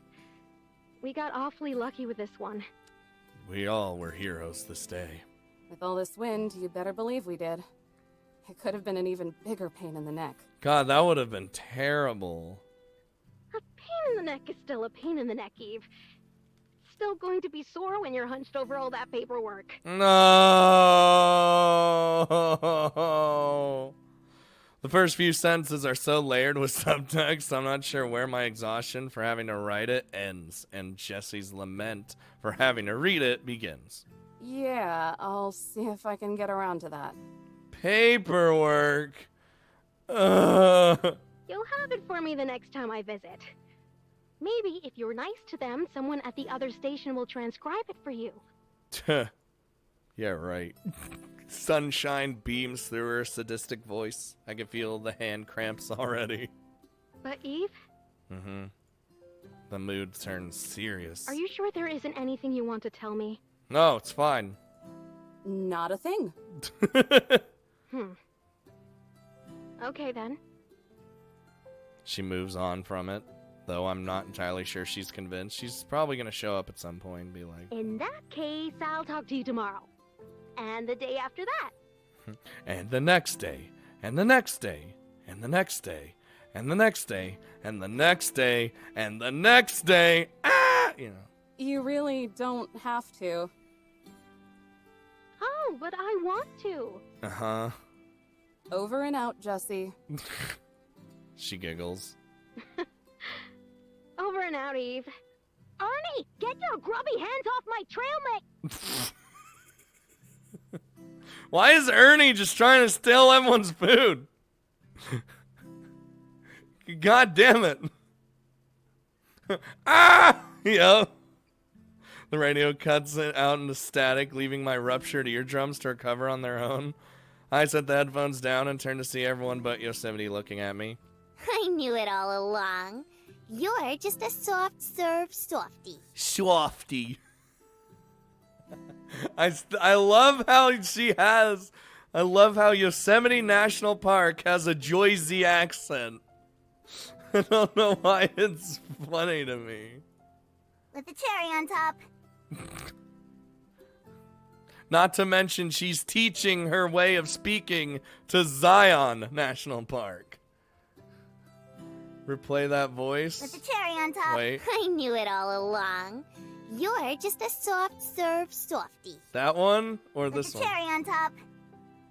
Or that one. With a cherry on top. What? Oh. See, if you say just Scooter, then I'm like, what? What? Because then I think you're talking to me. If you say Scooters, that's the emote. So I'm like, oh, okay.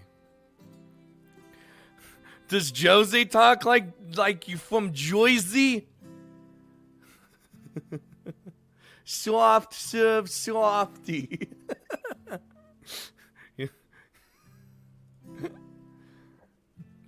Ernie's probably hungry because Ernie misses Bert.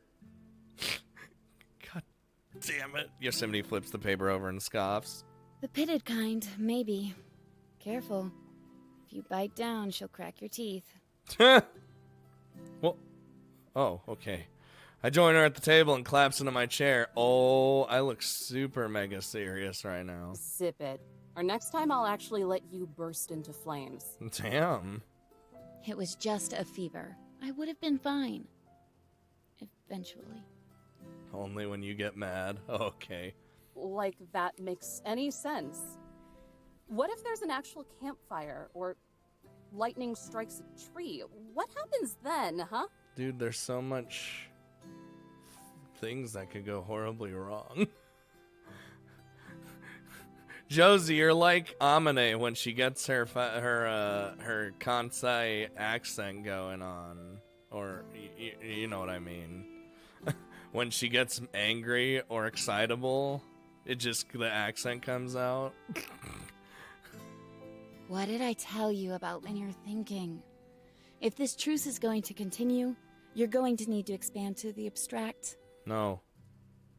Your existence is plenty enough abstract for me already.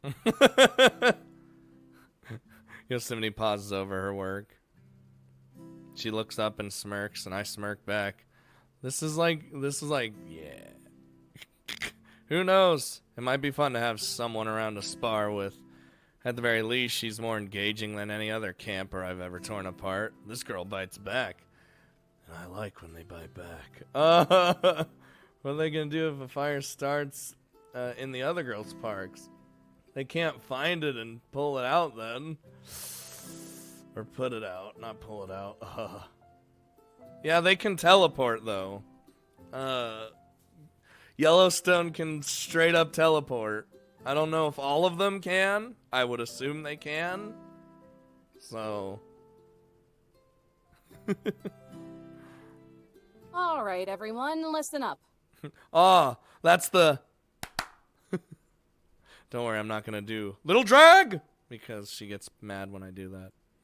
Yellowstone and Zion stiff into attention. Pup rolls over onto his pup butt. If you're bunking here, I want this place to stay immaculate. Last thing I want to deal with after clocking out is a pigsty. How do I... Now that I think about it, how do I clock in or clock out? Is me calling Jessie me clocking in? Do I have to call her back to clock out? There's no time clock here. There's nothing. Yellowstone will handle it. She can start cooking for one more, too. Oh my god.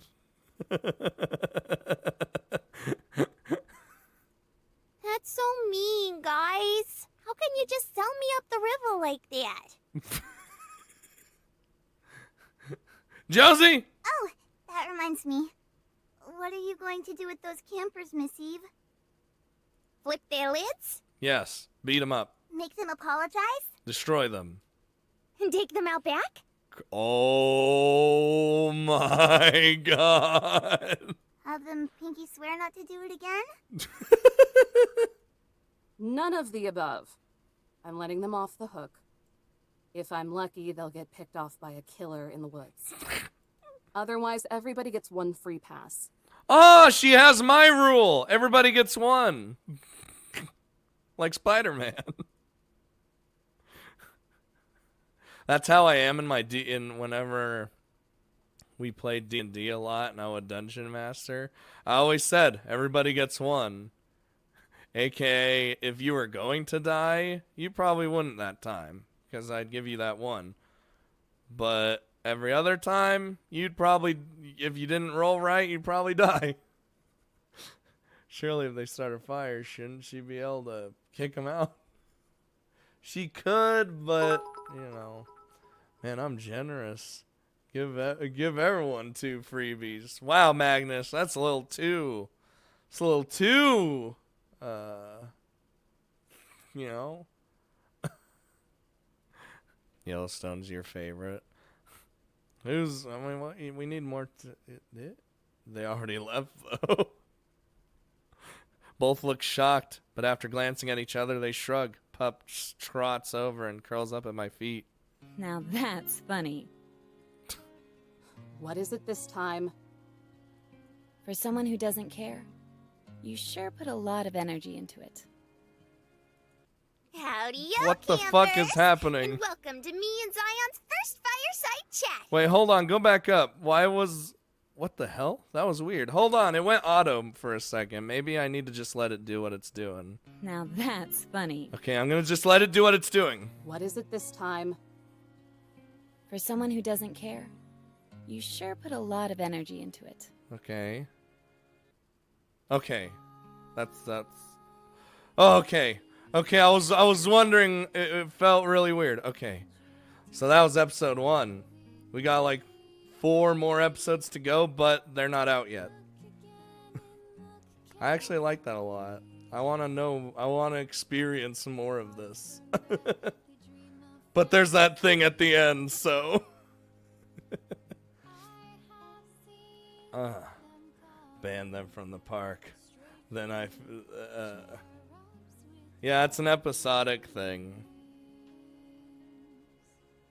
So, you know, that might mean more characters, more stories, of course.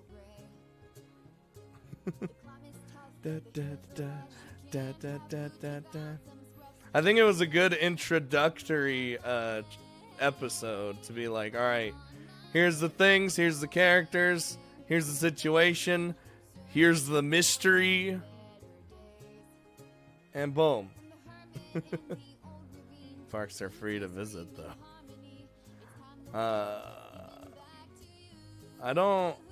I think we had to pay to go into Yellowstone, didn't we?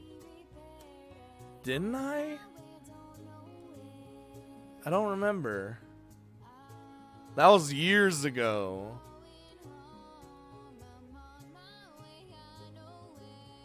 Is Yosemite? Damn, Yosemite's a classy lady. Isn't Sag? I have no idea. You ask me to remember names of people in credits and such, I won't know. Rangers employees. All sound effects obtained via freesound.org. Dude, I could use that.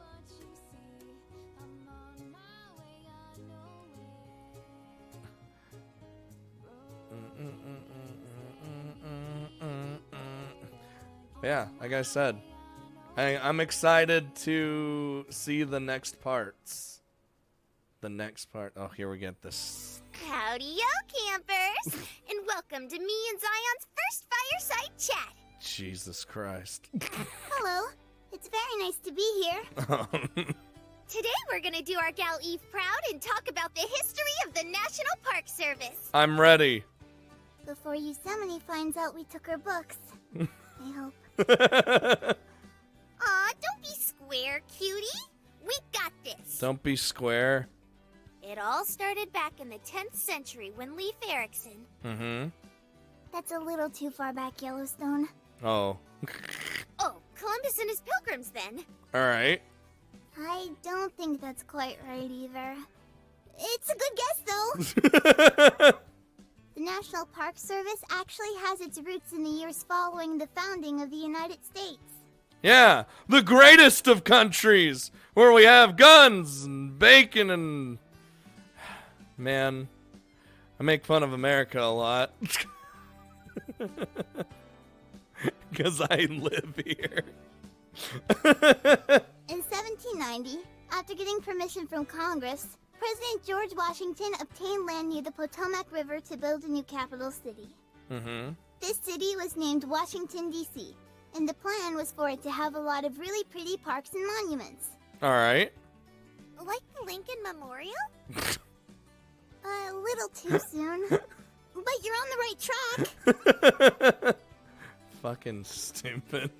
These places were called the National Capital Parks, and they laid really important groundwork.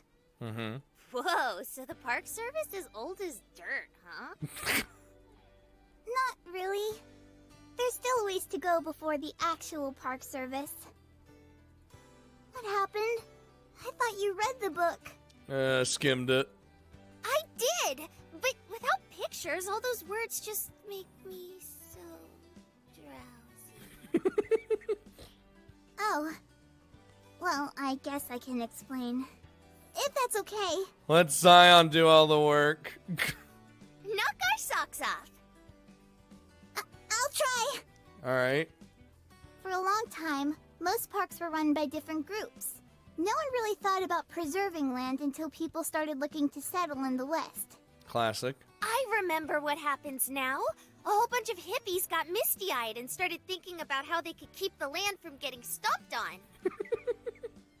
Hippies. One of whom was... George... Yeah? Harrison? Jesus. No. Kathleen! George Kathleen.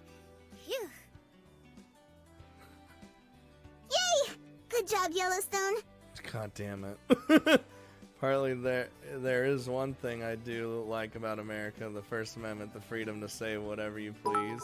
Even so, sometimes we're not, I mean, I guess we can say we could get away with saying more bullshit than any other country, but our government's still like, Almost forgot the 100. God damn it! George Catlin was an artist and writer. He lived with Native Americans and was one of the first outside of their tribes to paint Plains Indians in their day-to-day lives. Excellent. While he was kicking back in South Dakota, he realized we'd be in a lot of trouble unless humans put their heads together. We're already in a lot of trouble. Not unless... by some great protecting policy of government in a magnificent park, a nation's park containing man and beast, in all the wildness and freshness of their nature's beauty.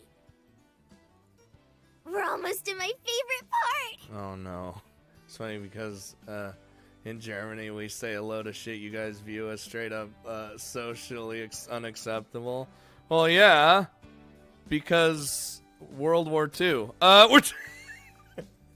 After that, we think Germany is socially unacceptable. Got him! No. It's my favorite part too, because in 1861, the United States Congress appointed the geologist Ferdinand Hayden to lead an expedition to the Yellowstone region of Wyoming. Mm-hmm. Hey! That's me! That's me! Uh-huh. And he thought you were so pretty that when he came back, he asked Congress to make you a national park. Hooray! Whence you might explode and kill us all one day. Aw, he should have gone further south if he wanted to find a real cutie. Anyway, it was in 1872 when President Ulysses Grant finally signed a bill that set aside 2.2 million acres of Yellowstone as a public park. So if you think about it, you're the first national park. I actually didn't know that. Look, Play, I'm not trying to defend. I'm just saying everyone's socially unacceptable and, Germans killed a lot of people. I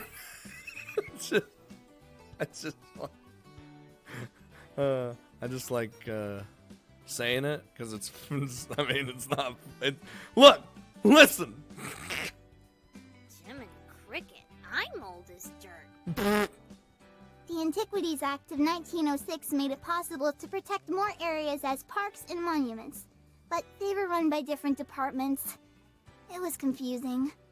So on August 25th, 1916, the National Park Service was founded. Hooray! Ah, yes. The best holiday after Arbor and Earth Day. It would take a while before it got the power it has today. Oh, excuse me.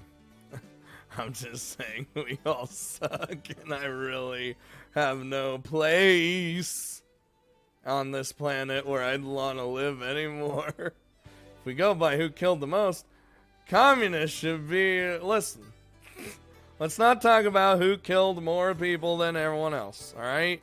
Let's not talk about the horrible ways that everyone have died. Let's just be happy with our cute little national park girls and enjoy learning about national parks. Execute Executive Order 6166.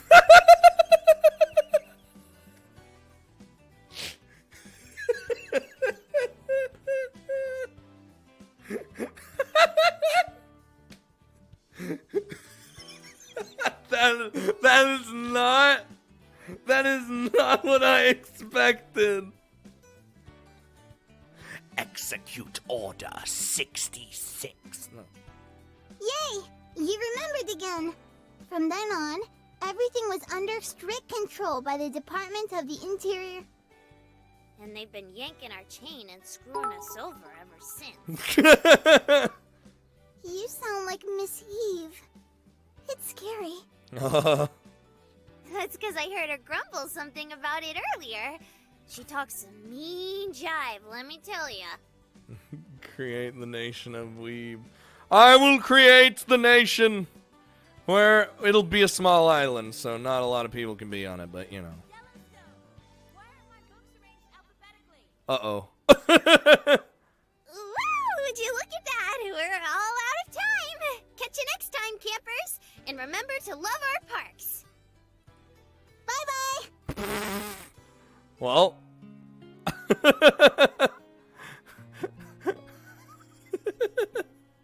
That was like, see you later.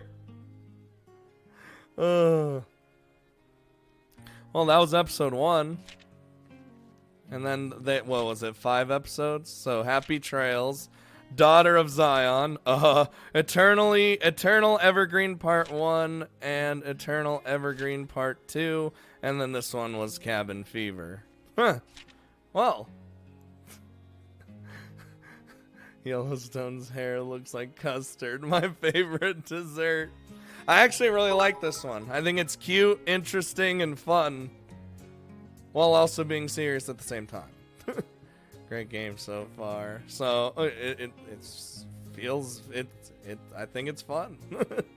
So when the episodes release, we'll play them. We'll do the episodes. I think they have like a roadmap of when it's basically it's coming out slowly over the year or this year, so that should be fun. And I hope they have a thing like that at the end every time, which I think that's the plan. It's like Telltale games, but way better. Dude, Maya was watching the Walking Dead episode, and she tried to guru me and tell me what happens. And I was like, Maya, why? But she sounded disappointed, so. The girl's standing there like they want to start an old-fashioned duel. So, Chris, I feel like we're going to be disappointed by the end of the game. I feel like we're going to want to kill ourselves. But anyway, I hope you guys enjoyed. Definitely putting on the YouTube. Gonna record. I haven't recorded yet, so videos are gonna be really late. So I'm gonna record them tomorrow. And then we'll get back to putting regular dude, man, it wouldn't take so long if I could just render videos in like 2 seconds. Even rendering the fucking I'm streaming video takes like 5 minutes. You kidding me? Ugh, I hate it. I'm gonna go back to sleep. My eyes are heavy, knees weak, arms, mom's spaghetti. See you later, Terrical. I don't think they grabbed each other's hands before they started a duel back in the day. Get some sleep. No sleep. Soon. Fucking play! Well, and on that note, I hope you guys enjoyed. No H scenes needed. See, you can have a good game without H scenes or 18 plus patches. Even though that's been proven time and time again. See you later, Magnus. And I'll see you all next time. Maybe Wednesday. Friday, definitely. I don't know what I'm going to play on Friday, though. Maybe more Soul Worker. Maybe that'll be a Sunday game. Who knows? Who knows? And, yeah. I'll see you guys next time. And I guess we're going to Chicken Express. I guess. I don't know. Are we done Chicken Express? Or has Ray betrayed us again? See you guys later. Okay, bye. Hey, Ray hasn't betrayed us again. Hooray!